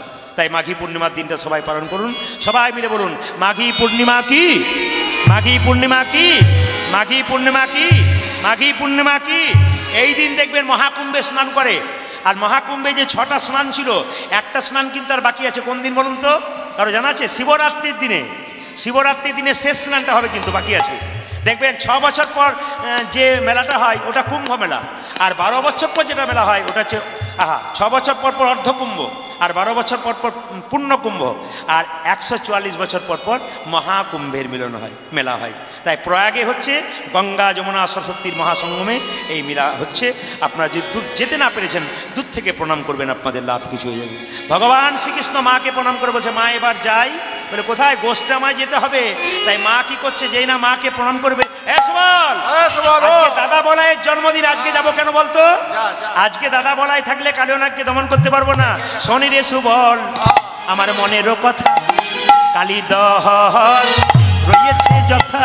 আজ শনি রে সুবল, মনেরও কথা, কালী দহগে রয়েছে যথা। শনি রে সুবল, মনেরও কথা, কালী দহন রয়েছে যথা। ওটা যে শোনে না সবল, মনের কথা, কালে দহন রয়েছে যথা। শনি রে সুবল, মনেরও কথা, কালী দহন রয়েছে যথা। আমার শনি রে সুবল, মনেরও কথা, কালে দহগে রয়েছে যথা কালী সর্পের দর্প করিব ক্ষয় ব্রজবাসী সবে পাবে রে অভয় উদয় কালী সর্পে দর্প করিব ক্ষয় ব্রজবাসী সবে পাবে রে ভয় কালী সর্পের দর্প করিব ক্ষয় ব্রজবাসী সবে পাবে রে আমার অভয় কালী সর্বে দর্ব করিব ক্ষয় ব্রজবাসী সবে পাবিরে অভয় বহু প্রাণীর প্রাণ বিনষ্ট করি দর্পে আত্মহারা হয়েছে ভারী উদয় বহু প্রাণের বিনষ্ট করি দর্পে আত্মহারা হয়েছেন ভারী বহু প্রাণীর প্রাণ বিনষ্ট করি দর্পে আত্মহারা হয়েছে ভারী আজ বহু প্রাণে প্রাণ বিনষ্ট করি দর্বে আত্মহারা হয়েছে ভারী এই পথে চালা রে এই পথে চলো রে পথে চালা রে সুবাদ এই পথে চালারে প্রধানে গুলি লইয়ে এই পথে চালা রে ওরে গোধনে গুলি রয়ে ওই পথে চলো রে প্রধানে গুলি লইয়ে এই পথে চালা রে উৎসবল বোধন বলিল এই পথে চালারে ওই পথে যাব না ওই পথে যাব না ওই পথে না না না ওই পথে যাব না সদা করেছে মানা ওই পথে যাব না আমার মাঝে সদা করেছে মানা ওই পথে যাব না সদা করেছে মানা ওই পথে যাব উদয় মাঝ শ্রদ্ধা করেছে মানে ওই পথে যাব না সদা করেছে মানা ওই পথে যাব না আমার মাঝে সদা করেছে মানা ওই পথে যাব না মা যশোদা বলেছে ওদিকে কালীয়নাগ আছে বিষের জ্বালাই মরে যাবি ওইদিকে যাব না কৃষ্ণ বলছে বারণ করুক মা তো আর জানতে পারবে না চলে এসেছি আমি দেখে আসি দেখে এসে কি করবো তোদেরকেও বলিব আমি তো দেখে বলিব তোদেরকেও তুই আমি তোদেরকেও বলিব কালীনাগে দেখতে কেমন তোদেরকেও বলিব ওরে কালী নাকি দেখতে কেমন তো দেখে বলিব কালীনাগে দেখতে কেমন তোদেরকেও বলবো উদয় কালী নাগি দেখতে কেমন তোদেরকেও বলিব নাগ দেখিতে সাজা গিছে তোদেরকেও বলিব ওরে নাক দেখিতে সাজা গেছে তো দেখে বলিব নাগ দেখিতে সাজা গিছে তোদেরকেও বলিব উদয় নাক দেখিতে সাহায্য গেছে তোদেরকেও বলিব কৃষ্ণ বলছে দেরি করিস না আমায় দেখাইয়ে দিবি আমায় দেখাই দিবি আমায় দেখাইয়ে দিবি আমায় দেখা যে দিবি রে কালীনাগে দেখতে কেমন দেখাইয়ে দিবি রে আজ কালী নাকি দেখতে কেমন দেখা যে দিবি রে কালীনাগে দেখতে কেমন দেখাইয়ে দিবি উদয় কালী নাগি দেখতে কেমন নাগ দেখিতে সাজা ওরে গিছে কালী নাকি দেখতে কেমন নাক দেখিতে সাহায্য গেছে ও দেখো নাক দেখিতে সাহায্য আজ গেছে কালী নাকি ও দেখতে দেখো নাক দেখিতে সাহায্য ওরে গেছে কালী নাকি দেখতে আজ কেমন দেখা যে দিবি আপনাদের কালীনাগ দমন হবে আমরাও কৃষ্ণকে দিয়ে কালীনাগ দমন করবো সবাই হাত তুলুন একসঙ্গে একসঙ্গে কৃষ্ণকে সবাই একসঙ্গে হাত তুলে দেখি সবাই মিলে আনন্দ করি সবাই বাহ পরিপূর্ণ করে বসে আছেন মা সরস্বতীর সামনে সবাই একসঙ্গে হাত তুলে একসঙ্গে একসঙ্গে বাহ বাহ সুন্দর হাত তুলবেন সবাই বাচ্চা থেকে বয়স্ক সবাই কৃষ্ণ কেশব কেশব পেছনে যারা আছেন তুলবেন কিন্তু সবাই তুলবেন 50 টাকার নোট রাস্তায় পড়ে আছে কেউ দেখতে পেল না আপনি দেখতে পেলেন তুলে পকেটে ভরে নিলেন কেউ দেখতে পেল না একজন দেখলেন গোবিন্দ আপনি তুলবেন না সেটা কেউ দেখতে পেল না পেল ভগবান কিন্তু দেখছেন আমার দেখার দরকার নেই আপনারা তুলুন সবাই কৃষ্ণ কেশব কেশব কৃষ্ণ কেশব কেশব সুধা মাখা এই নাম হরিনাম তবে আপনাদের এই এলাকাতে একটা ভালো জিনিস দেখলাম যেটা না বললে নয় আমি খুশির খবর আমি খুব আনন্দ পেলাম ঢোকার পরে আমার এত আনন্দ হয়েছে যে আমার বাড়িতে আসার পর থেকে খালি মনটা ঘুরঘুর করছে খুব ভালো লাগলো আমার বলবো না বাদ দিয়ে দেবো বলে দিই মানে আমি যখনই আপনাদের গ্রাম ঢুকবো তখনই একজন বললেন আপনি যা পাবেন পাবেন সব গ্রামে যা পাবেন পাবেন এই এলাকায় কোনো মাতাল পাবেন এখানে কেউ মদ খায় না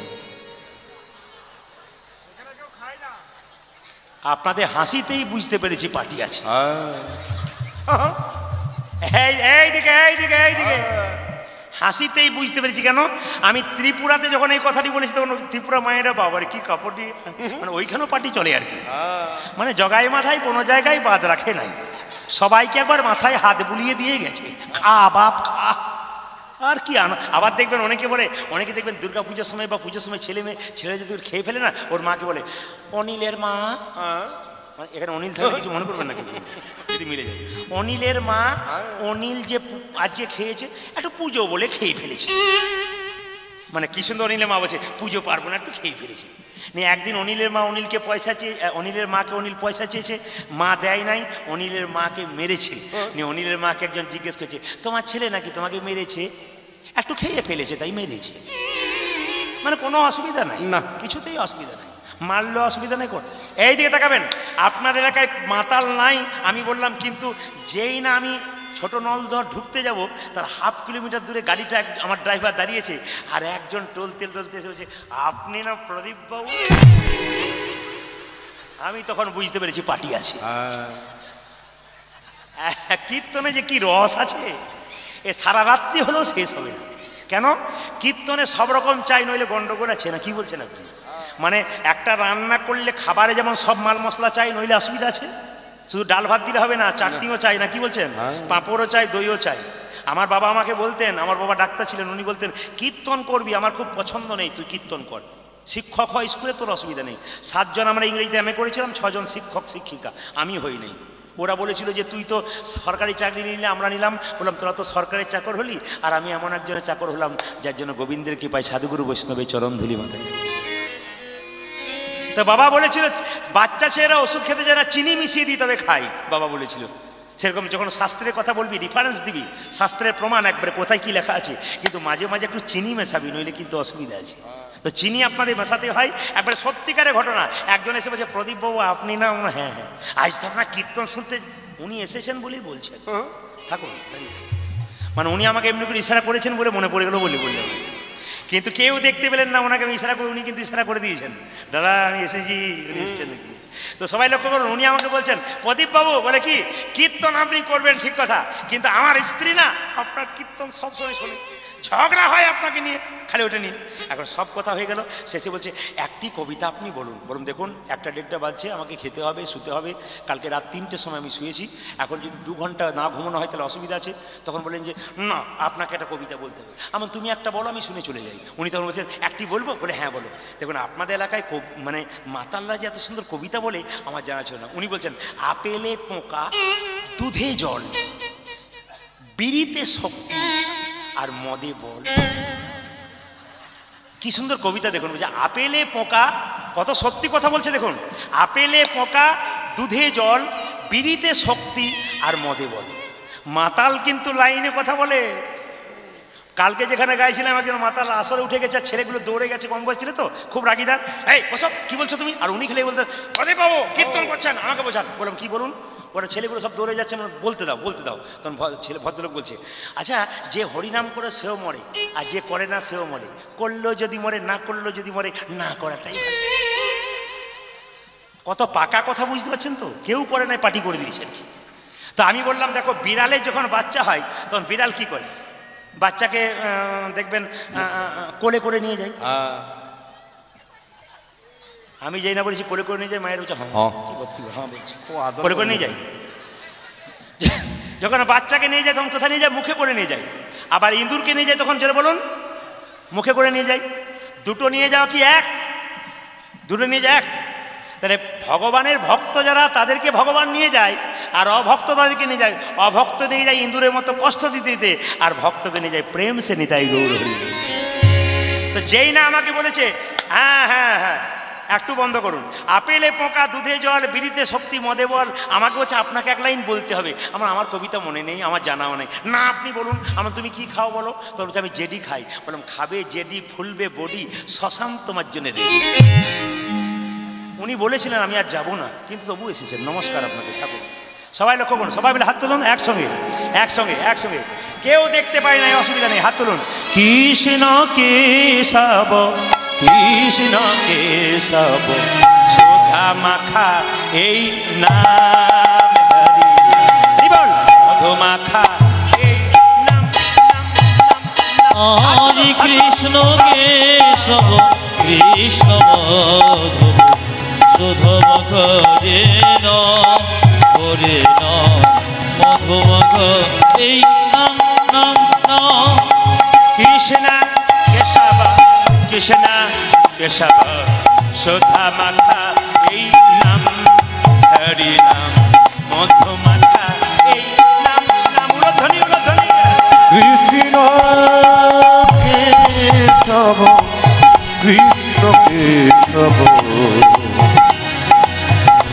সুধা মাখা হে নাম হরিনাম পদ মাখা এই নাম এই নাম জপ হলো আপনারে এই নাম জপ হলো আপনারে এই নাম জপ হলো আপনারে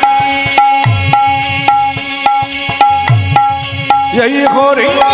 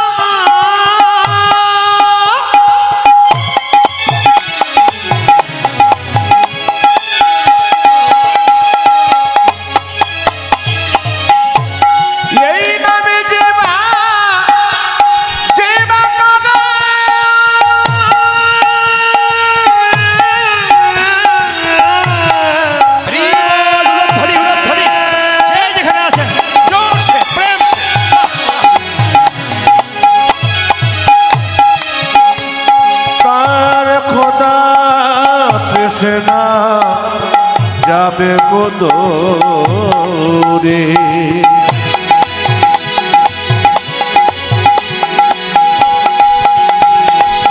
এই মধুর না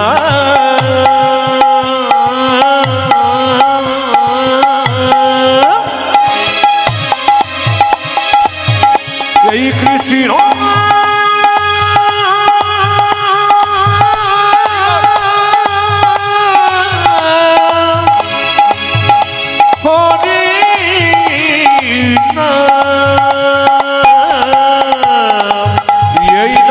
জপ হলো আপনারে নাম জপ হলো আপনারে এই নাম জপ হলো আপনারে দূরে যাবে তৃষা প্রেম পারাবারে আজ এই নাম জপ হলো আপনারে দূরে যাবে কিষান প্রেম পারাবারে জপরে জপরে জপরে রসনা আজ জপরে জপরে জপরে রসনা জপরে জপরে জপরে রসনা ও যজ জপরে জপরে জপরে রসনা সুধা মাখা এই নাম হরি নাম মধু মাখা এই নাম নাম নাম উড়ধ্বনি। হরে কৃষ্ণ কেশব কৃষ্ণ জগৎ হরে রাম হরে রাম হরে রাম জপনা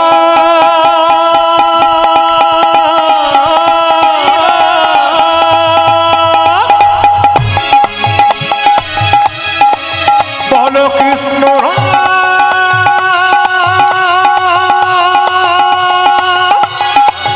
এই মধুর কৃষ্ণ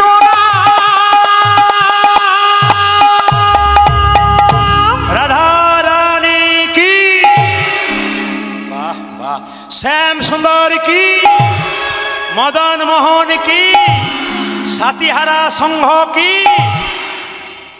যে কোনো জায়গায় গান করতে গেলে আসলে কিছু নতুন বউ যখন শ্বশুর বাড়ি যাবে তখন তার কিন্তু ভয় থাকে শাশুড়ি মা কেমন হবে ঠিক সেরকম কিছু মনে করুন আমরা যখন কীর্তন করতে যাই এদের সঙ্গে তো পরিচয় নাই তখন যখন ফোনে কথা হয় তখন আমরা একবার ফোন করে শুনি এরা কেমন হবে একজন আমাকে বলেছিল আপনি আসুন আপনাকে কাঁচা লঙ্কা ঠান্ডা ভাত খাওয়াবো আমার তাহলে গন্ডগোল কিছু আছে বোধহয় আজ সকালে যখন ফোন করে বললো না না গরম ভাত হচ্ছে তখন বুঝলাম বেঁচে গেলাম ঠিক আছে বোধহয় কিন্তু এখানে এসে দেখলাম না সত্যি ছেলেগুলো এত ভালো এত ভদ্র যার বাড়িতে আছি সে তো অতীব ভদ্র আর কমিটির ছেলেগুলো এত ভালো ইস্কনের ভক্ত রয়েছে তার মধ্যে ছেলেগুলোর মধ্যে প্রেম রয়েছে ভক্তি রয়েছে আমি একবারে মা সরস্বতীর কাছে প্রার্থনা করে গেলাম এই ছেলেগুলো অনেক দিন দীর্ঘজীবী হোক এবং অনুষ্ঠানটা বহুদিন ধরে এখানে পরিচালনা করুক হিন্দু সনাতন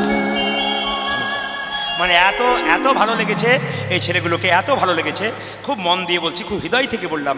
খুব গতকালও ছিল বাচ্চা বাচ্চা ছেলেগুলো, তারা আমার পায়ে ধরে শেষে কাঁদছে, বাবা খুব কষ্ট করে দরজায় দরজায় ভিক্ষা করে আপনাকে এনেছি, আবার আমাদের যেন পরে একটা চান্স দিয়েন, আমাদের ছোট ছোট মুখগুলোকে দেখে আপনারা ভুলে যেন না যে এরা কিছু করতে পারবে না। আমি আশীর্বাদ করে এলাম, আমাদের যুব সমাজ আজকের দিনে আরও উন্নতি হয়েছে, আমাদের বাবাদের আশীর্বাদ আপনাদের উপর থাকবে। বয়স্ক বাবার এখানে কীর্তন শুনছেন, অনেক বয়স্ক বাবারা, তাদের চরণে আমার কোটি কোটি ধন্যবাদ প্রণাম রইল। আপনার ঠান্ডাতে বসে কীর্তন শুনছেন, সবাই মিলে ভগবান শ্রীকৃষ্ণ আজকে কালিয়নাগকে দমন করতে যাবেন বলে। সবাই লক্ষ্য করুন, কৃষ্ণ যখন কালিয়নাগকে দমন করতে যাবে মায়েরা, তখন কি করলো না জলের মধ্যে ঝাঁপ দেবেন। কিভাবে তাকান, হেরি যদু নন্দন দুষ্ট সর্প বিনাশন, আজ হেরি যদু নন্দন দুষ্ট সর্প বিনাশন, হেরি যদু নন্দন দুষ্ট সর্প বিনাশন, ওটা যে হেরি যদু নন্দন দুষ্ট সর্প বিনাশন, চড়িলেন চড়িলেন চড়িলেন কদম্বের ডালি, চড়িলেন কদমের ডালে, চড়িলেন কদম্বের ডালি, ওই দেখো চড়িলেন কদম্বের ডালে, কদম্বের উপরে চড়ি ঘনমাল সাটি মারে, আজ কদমের উপরে চড়ি ঘন মানুষ মরে, কদম্বের উপরে চড়ি ঘনমাল সাটি মারে, এই কদম্বে উপরে চড়ি ঘন মারে ছাট মারি, ঝাঁপি দিলেন ঝাঁপি দিলেন ঝাঁপি দিলেন কালী দহ জলে, তারা ঝাঁপে দিলেন কালি দহ জলে, ঝাঁপি দিলেন কালী দহ জলে, ওটা যে ঝাঁপি দিলেন কালে দহ জলে, সে যে কারো দর্প রাখে না সে রে, যে কারো দর্প রাখে না রে, কারো দর্প রাখে ওই না, দেখো কারো দর্প রাখে না রে, দর্পহারি প্রাণ গোবিন্দ কারো দর্প রাখে না আজ রে, দর্প হারি প্রাণ গোবিন্দ কারো দর্প রাখে না রে, দর্পহারি প্রাণ গোবিন্দ কারো দর্প ওটা রাখে যে না, দর্প কারে প্রাণ গোবিন্দ কারো দর্প রাখে না রে, ঝাঁপি দিলেন ঝাঁপি দিলেন ঝাঁপি দিলেন কালী দহ জলে। তারা ঝাঁপে দিলেন কালি দহ জলে। এবার কিন্তু মায়েদের বিষয় আছে, মায়েরা বলুন তো, ছেলের বিপদ হলে বাড়িতে সব চাইতে আগে কে জানতে পারে, জোরে বলুন। হ্যাঁ, ছেলে যদি ঘর থেকে কাজে বেরিয়ে যায়, তাহলে মনিটরটা দিন, মনিটরটা কম আছে। ছেলে যদি ঘর থেকে কাজে বেরিয়ে যায় বা ছেলে স্কুলে যায়, মা খালি অমঙ্গল চিন্তা করে, রাস্তায় ছেলের কিছু হবে না তো, ছেলে ঠিকমতো পৌঁছালো তো। মায়েরা, কৃষ্ণ যখন কালীদহের জলে ঝাঁপ দিয়েছে, গোটা বৃন্দাবন অন্ধকার হয়ে গেছে। আপনারা জানেন, যখন প্রচণ্ড মেঘ আসে, বৃষ্টি হয়, তখন শিলাবৃষ্টি হয়, কিন্তু আজকে বৃন্দাবনে কৃষ্ণ কালিয়নাগকে দমন করবে বলে গোটা বৃন্দাবন অন্ধকার, আর বৃন্দাবনে পথে পথে খালি সাপ দেখা যাচ্ছে। সাপেদের রাজা কালিয়নাগকে দমন করছে কৃষ্ণ, এই জন্য সাপগুলো কুণ্ডলী আকার করে বিষ উদ্গার করছে পথে পথে। এই অবস্থা দেখে যশোমতী কাঁদছে আর বিচার করছে, আমার গোপালকে আজকে বনে পাঠালাম কেন, আজকে তো আমার পাঠানো উচিত ছিল না, দাদা বলায় জন্মদিন। তখন যশোমতী যত গোপ গোপী, তখন যশোমতী যত গোপ গোপী, তখন যশোমতী যত গোপ গোপী, আজে তখন যশোমতী যত ব্রজ গোপী, বিচার করে যে মনে, আমার তখন যশোমতী যত গোপ গোপী, বিচার করিলেন মনে। বলরাম বিনে সখাগণ, ওটা যে বলো রামে বিনে সখা গণ শোনে, বলরাম বিনে সখাগণ শোনে, যাকে বলো রাম বিনে সখাগণ শোনে, গোপাল গিয়েছে বনে, আদি বলরাম বিনে সখা গণ শোনে, দিয়েছে বনে। মায়েরা, ভোরবেলাকায় স্বপ্ন নাকি সত্যি হয়। যশোমতী স্বপ্ন দেখেছে তার ছেলেকে সাপে ধরেছে। যশোমতী বলছে, জানিস রোহিণী দিদি, আজ আমি স্বপ্ন দেখলাম, স্বপ্ন দেখে চমকে উঠলাম। যশোমতী কহে, দারুণ স্বপ্ন দেখেছি রজনী শেষে, যশোমতী কহে দারুণ স্বপ্ন দেখেছি রজনী শেষে, যশোমতী কহে, দারুণ স্বপ্ন দেখেছি রজনী শেষে, যশোমতী কহে দারুণ স্বপ্ন দেখেছি রজনীর হেসে, আমারে গোপালে ভুজঙ্গে বেরোলো, আমার গোপালে ভুজঙ্গ আর গোপালে ভুজঙ্গে বেরোলো, আমার গোপাল ভোজকি বেরল, জানিল বিষম বিষ, আমার গোপালে ভুজঙ্গ বেরল, সমাবেশে রোহিণী আমি স্বপন দেখে চমকে আমি স্বপন দেখে চমকে উঠলাম। ছেলে যদি ভোরবেলায় কোলের সামনে না থাকে, কোথাও বাইরে যায়, দুঃস্বপ্ন দেখলে মা খালি ঘুমের ঘরে বিছানাতে দেখে আমার ছেলে, ও মা ছেলে তো বাইরে গেছে, স্বপ্ন খারাপ দেখলাম। আমি স্বপন দেখে চমকে উঠলাম। আমি স্বপ্ন দেখে চমকে উঠলাম। ঘুমের ঘরে হাত বুলালাম, স্বপন দেখে চমকে আমি ঘুমের ঘুরে হাতে বলালাম। স্বপ্ন দেখে চমকে আমি ঘুমের ঘুরে হাতে বলালাম। স্বপ্ন দেখে চমকে আমি ঘুমের ঘুরে হাতে বলালাম। স্বপ্ন দেখে চমকে স্বপন দেখে চমকে উঠলাম। জানে অবিষম সে। প্রত্যেকটি ছেলে মেয়ের কাছে আমার নিবেদন রইল, যারা কম বয়সের ছেলে মেয়ে বহু কীর্তন শুনছেন তাদেরকে বলবো, বৃদ্ধ বাবারা যারা এখানে বসে আছেন, মায়েরা যারা বসে আছেন, যে কোনো পুজো পাঠ করবেন কি না করবেন সেটা আপনার ব্যক্তিগত ব্যাপার। বাড়ির বৃদ্ধা এবং বৃদ্ধাকে সম্মান দিন, তবে আপনার কৃপা হবে, নইলে কিচ্ছু হবে না। এত কীর্তন করানো, এত অনুষ্ঠান করানো সব বেকার হয়ে যাবে যদি আসল গুরুকে যদি সম্মান না দিতে পারি।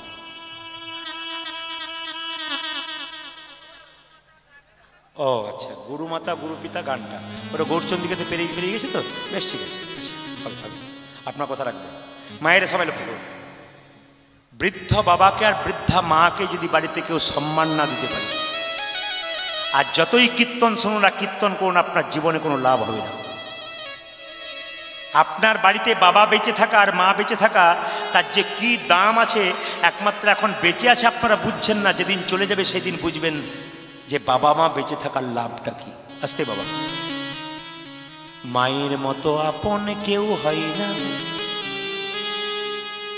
বাবার মতো আপন কেউ হয় না। বাবা হলো বাড়ির ছাদ আর মা হলো খুঁটি। যেদিন বাবা চলে যাবে বাড়ির ছাদ চলে যাবে, যেদিন মা চলে যাবে সেই দিন বাড়ির খুঁটি চলে যাবে। সেই দিনে বুঝবে পৃথিবীতে কেউ যদি তোমায় ভালোবাসত, তবে বাবা মাই আসলে ভালোবাসত। ছেলে যদি বাইরে যায়, বাড়ির সবাই বলে আমার এই চাই সেই চাই ওই চাই, কিন্তু মা যদি বেঁচে থাকে, গলায় কাপড়টা দিয়ে দরজায় দুগ্গা দুগ্গা বলে ছেলের মঙ্গল কামনা। সবাই সংসারে সবাই সংসারে সবাই সংসারে সব কিছু চাই, কিন্তু বাবা মা ছেলের কাছে কোনোদিন কিছু চাইল। শুধু ছেলের মঙ্গল হলে বাবার আনন্দের সীমা থাকে। বাবা মায়ের চোখে বাবা মায়ের চোখে কেউ কোনোদিন জল ফেলিও না। যার মা কাঁদে, যার বাবা কাঁদে, তার সংসারে কোনোদিন সুখ হয়। এখানে গল্পটা বন্ধ করতে বলুন, সবাই লক্ষ্য করুন যে যেখানে বসে আছেন। আমি যখন বাড়িতে কীর্তন করে যেতাম, আমার মা যখন বেঁচে ছিলেন, বাড়ির সবাই ঘুমতো। দরজা খোলার পর জিজ্ঞেস করতাম, মা তুমি ঘুমোওনি? তুই যে বলেছিস আজ রাত্রিতে বাড়ি ফিরবো, সন্ধ্যাবেলা থেকে আমি ঘুমোতে পারিনি বাবা। যতক্ষণ না বাড়ি ফিরবি ততক্ষণ চোখটা মুছতে পারবো না। শ্মশান ঘাটে যাবার আগে মা বাবা তার সন্তানের জন্য ভগবানের কাছে প্রার্থনা করে যায়, আমার সন্তান যেন থাকে দুধে ভাতে। আসল পুজো তো ওই জায়গাতে। আমি যত বড়ই জজ হই, যত বড়ই ম্যাজিস্ট্রেট হই, যত বড়ই আমার খেতাব থাক না কেন, সব তো আমার মায়ের জন্য। যে নিজে না খেয়ে 10 মাস 10 দিন ধরে পেটে ধরে রেখেছিল, কত মন্দিরে গিয়ে কতবার মানত করেছে, আমার খোকা হলে আমি তোমাকে সব দিয়ে দেবো। ইনি হচ্ছেন মা। একজন মায়ের যে কত ত্যাগ, একজন বাবার যে কত ত্যাগ, একমাত্র বাবা মা বেঁচে আছে যাদের, তারা এখন বুঝতে পারছেন না। যখন চলে যাবে তখন বুঝবেন আপনার বাড়ির বৃদ্ধ বাবাটার কত দাম ছিল। দাঁত থাকতে দাঁতের মর্ম কেউ বোঝে না, দাঁত চলে গেলে বোঝে যে দাঁতের মর্ম কত কাটেছে। ওই জন্য বারবার বলবো, যতই কীর্তন শুনুন, যতই ভক্তিমূলক গান শুনুন, আপনাদের কাছে নিবেদন রইল আসল জায়গাটা ঠিক রাখুন। কীর্তন কেমন জিনিস দেখুন। এখনই আপনারা হাসছিলেন, আনন্দ করছিলেন, তালি দিচ্ছিলেন, এখন আসরটার দিকে তাকান স্তব্ধ হয়ে গেছে। কেন হয়ে গেছে? আমার গুরুজি বললেন কীর্তন তোকে এভাবে করতে হবে, মানুষকে নাচাবি, হাসাবি, গাওয়াবি, কিন্তু চোখের জল ফেলাবি যেন মানুষের ভেতরে কিছু চলে যায়। একটা মায়ের পেটে একটা বাচ্চার 10 মাস 10 দিন জায়গা, সেই ছেলে বড় হয়ে যখন পলাশির বাজারে বড় একটা ফ্ল্যাট কেনে, সবার জায়গা হয়, কিন্তু বাবা মায়ের জায়গা হয়। কিন্তু একবার পরিষ্কার বলে যায়, আঙুল তুলে সবার সামনে ডাইরেক্ট বলে গেলাম, যদি কীর্তন করা সার্থক হয়, তবে আমি বলে গেলাম, কম বয়সে রক্তের গরমে যদি তুমি বয়স্ক বাবা মাকে কাঁদাও, তুমি তৈরি হয়ে থাকো, তোমার ছেলে যখন বড় হবে তুমিও আরো অজঞ্জরে কাঁদবে, পাক্কা তৈরি। তুমি ভেবে নিও না যে আজকে আমি কাউকে কাঁদাচ্ছি বলে আমি কাঁদবো না। কাঁদালে কাঁদিতে হয়, এ কথাটা মিথ্যে নয়। যে যেমন কর্ম করে তার সেরকম ফল। অনেক ছেলে আছে বড় পোস্টে যাবার পর নিজের মা বাবাকে পরিচয় দিতে চায় না, বলে আমার মা নয়, আমার বাবা নয়, এটা নয়, আমার মা বাবা আলাদা। এর চাইতে লজ্জার কি হতে পারে? ছেলে যখন ছোট থাকে, মা তখন কেঁদে কেঁদে বেড়ায়, আমার ছেলে খাই না বলে। ছেলে যদি না খাই বড় হবে কি করে? ছেলে যখন বড় হয় তখন মা কাঁদে, ছেলে আমায় ভাত দেয় না বলে। সবচেয়ে দুঃখের ব্যাপার এইটাই। আপনাদের কাছে নিবেদন রইল, আসল কীর্তন এই জায়গাতে যে মাকে সেবা করে। আমি তারকেশ্বরে হুগলি এলাকায় প্রচুর গান করি। রাত্রিবেলা যখন গাড়ি ছাড়ি তখন দেখবেন ওখানে শুধুমাত্র শ্রাবণ মাসে জল ঢালছে তা নয়। আপনি তারকেশ্বরের পথ দিয়ে যাবেন, দেখবেন 12 মাস দেখতে পাবেন ছেলে মেয়েরা বাঁক কাঁদে নিয়ে যাচ্ছে, বাঁক কাঁদে নিয়ে সবাই জল ঢালতে যাচ্ছে, সবাই 12 মাস দেখতে পাবেন। শুধু আপনি শ্রাবণ মাসে দেখবেন তা নয়, আপনি 12 মাস দেখুন। তারকেশ্বর রাস্তাতে যাবেন, দেখতে কোনো ছেলে না কোনো মেয়ে, কোনো ছেলে দল বেঁধে তারা আসছে, কেন? জল ঢালবার জন্য। আমার গাড়ির পোস্টার দেখে একজন বলছে, বাবু আমি আপনার খুব প্রোগ্রাম দেখি, আপনি একবার নামুন, প্রণাম করুন।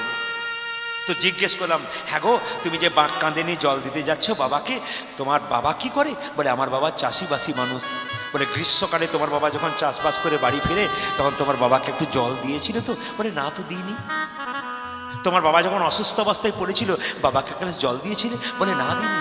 তবে তুমি বাবা ভোলানাথকে যে জল দিতে যাচ্ছ, বাবা গ্রহণ করবে না। আগে জীবন্ত বাবা মাকে জল দিতে হবে, তবে ওই বাবা মাকে জল দেওয়া সার্থক হবে, নইলে গোটাটাই তোমার বিকার। দুর্গার অষ্টমীর দিনে পুষ্পাঞ্জলি দিচ্ছেন, নতুন জামা কাপড় পরে মাকে পুষ্পাঞ্জলি দিচ্ছেন। মা বলতে চাইছে, মাটির প্রতিমা পুজিস রে তুই, আগে ঘরের জীবন্ত বাবা মাকে পুজো কর। জীবন্ত বাবা মা যদি খুশি থাকে তবে মাটির প্রতিমা খুশি হবে না, কে বলেছে?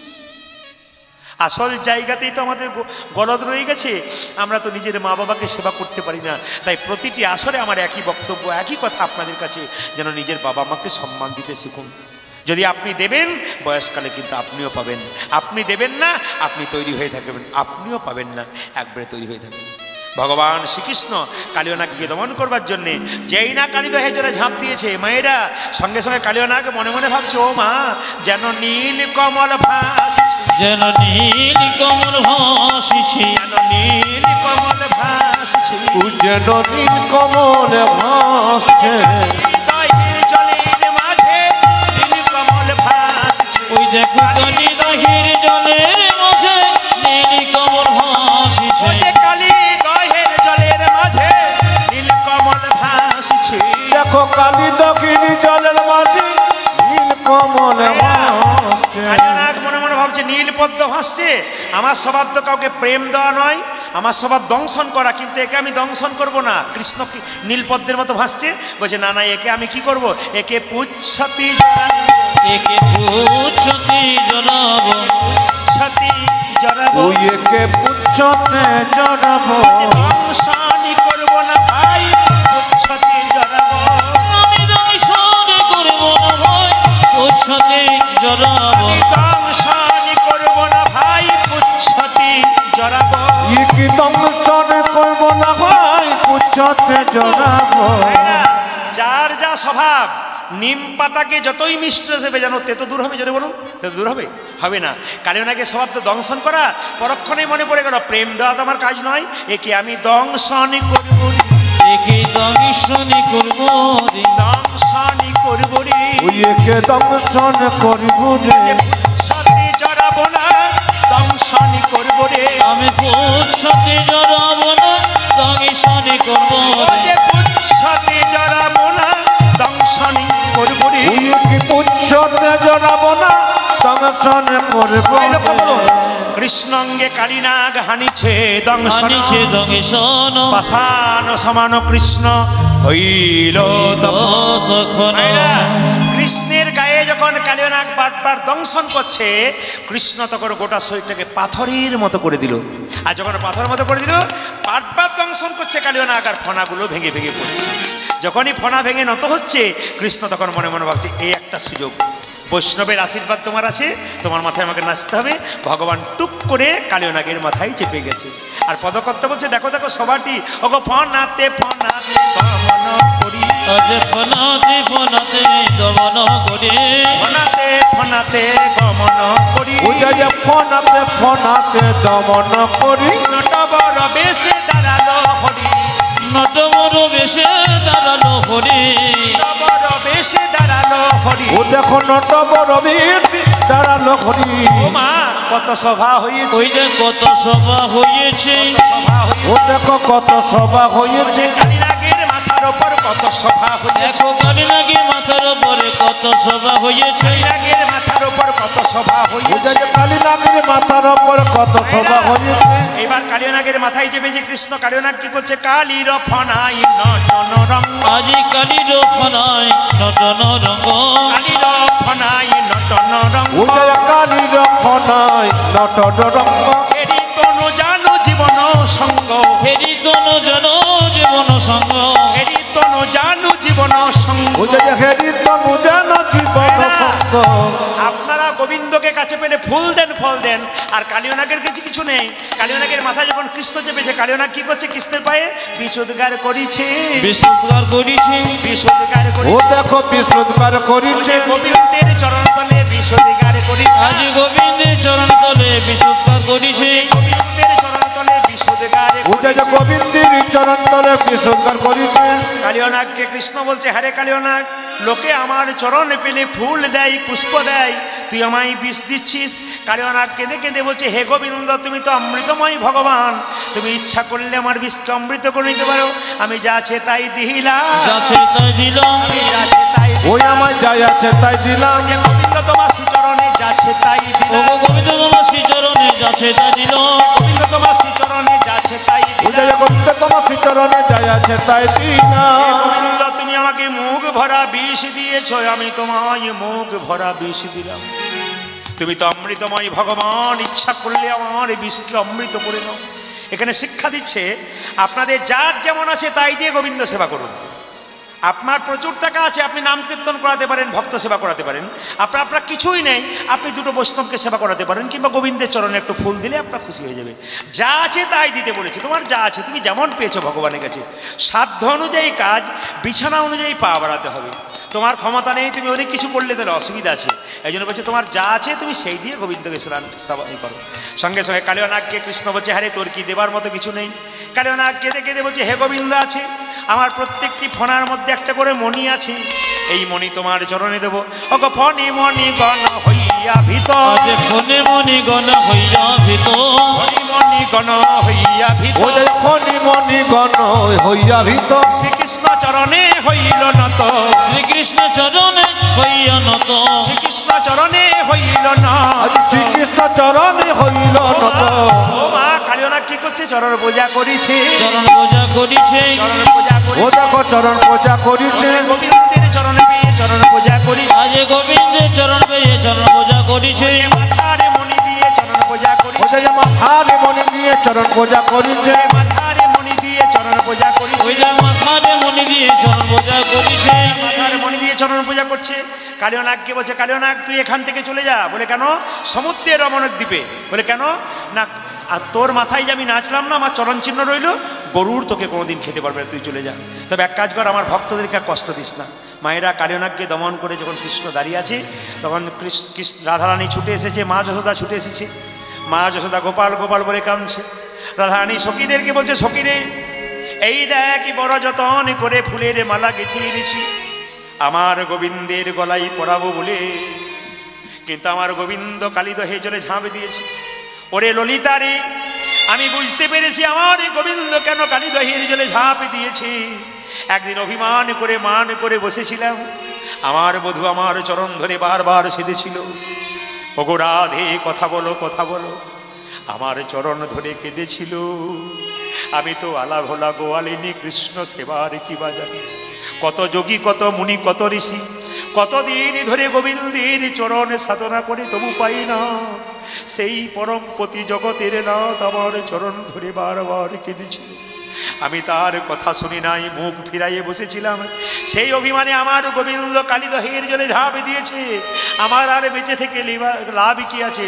আমি বিষ জলে ঝাঁপি দিব, বিষ জলে ঝাঁপি দেব, বিষের জলে ঝাঁপি দিব, ও জানে বিচি জলে ঝাঁপি দেব, ঝাঁপি দিয়ে প্রাণতে জীব, বিষ জলে ঝাঁপি দিব, আমি ঝাঁপি দিয়ে প্রাণতে জীব, বিষ জলে ঝাঁপি দেব, ঝাঁপি দিয়ে প্রাণতে জীব, বিষ জলে ঝাঁপি দেব, ওই আমি ঝাঁপি দিয়ে প্রাণতে জীব, বিষ জলে ঝাঁপি দেব, আমি বিষ জলে ঝাঁপি দেব।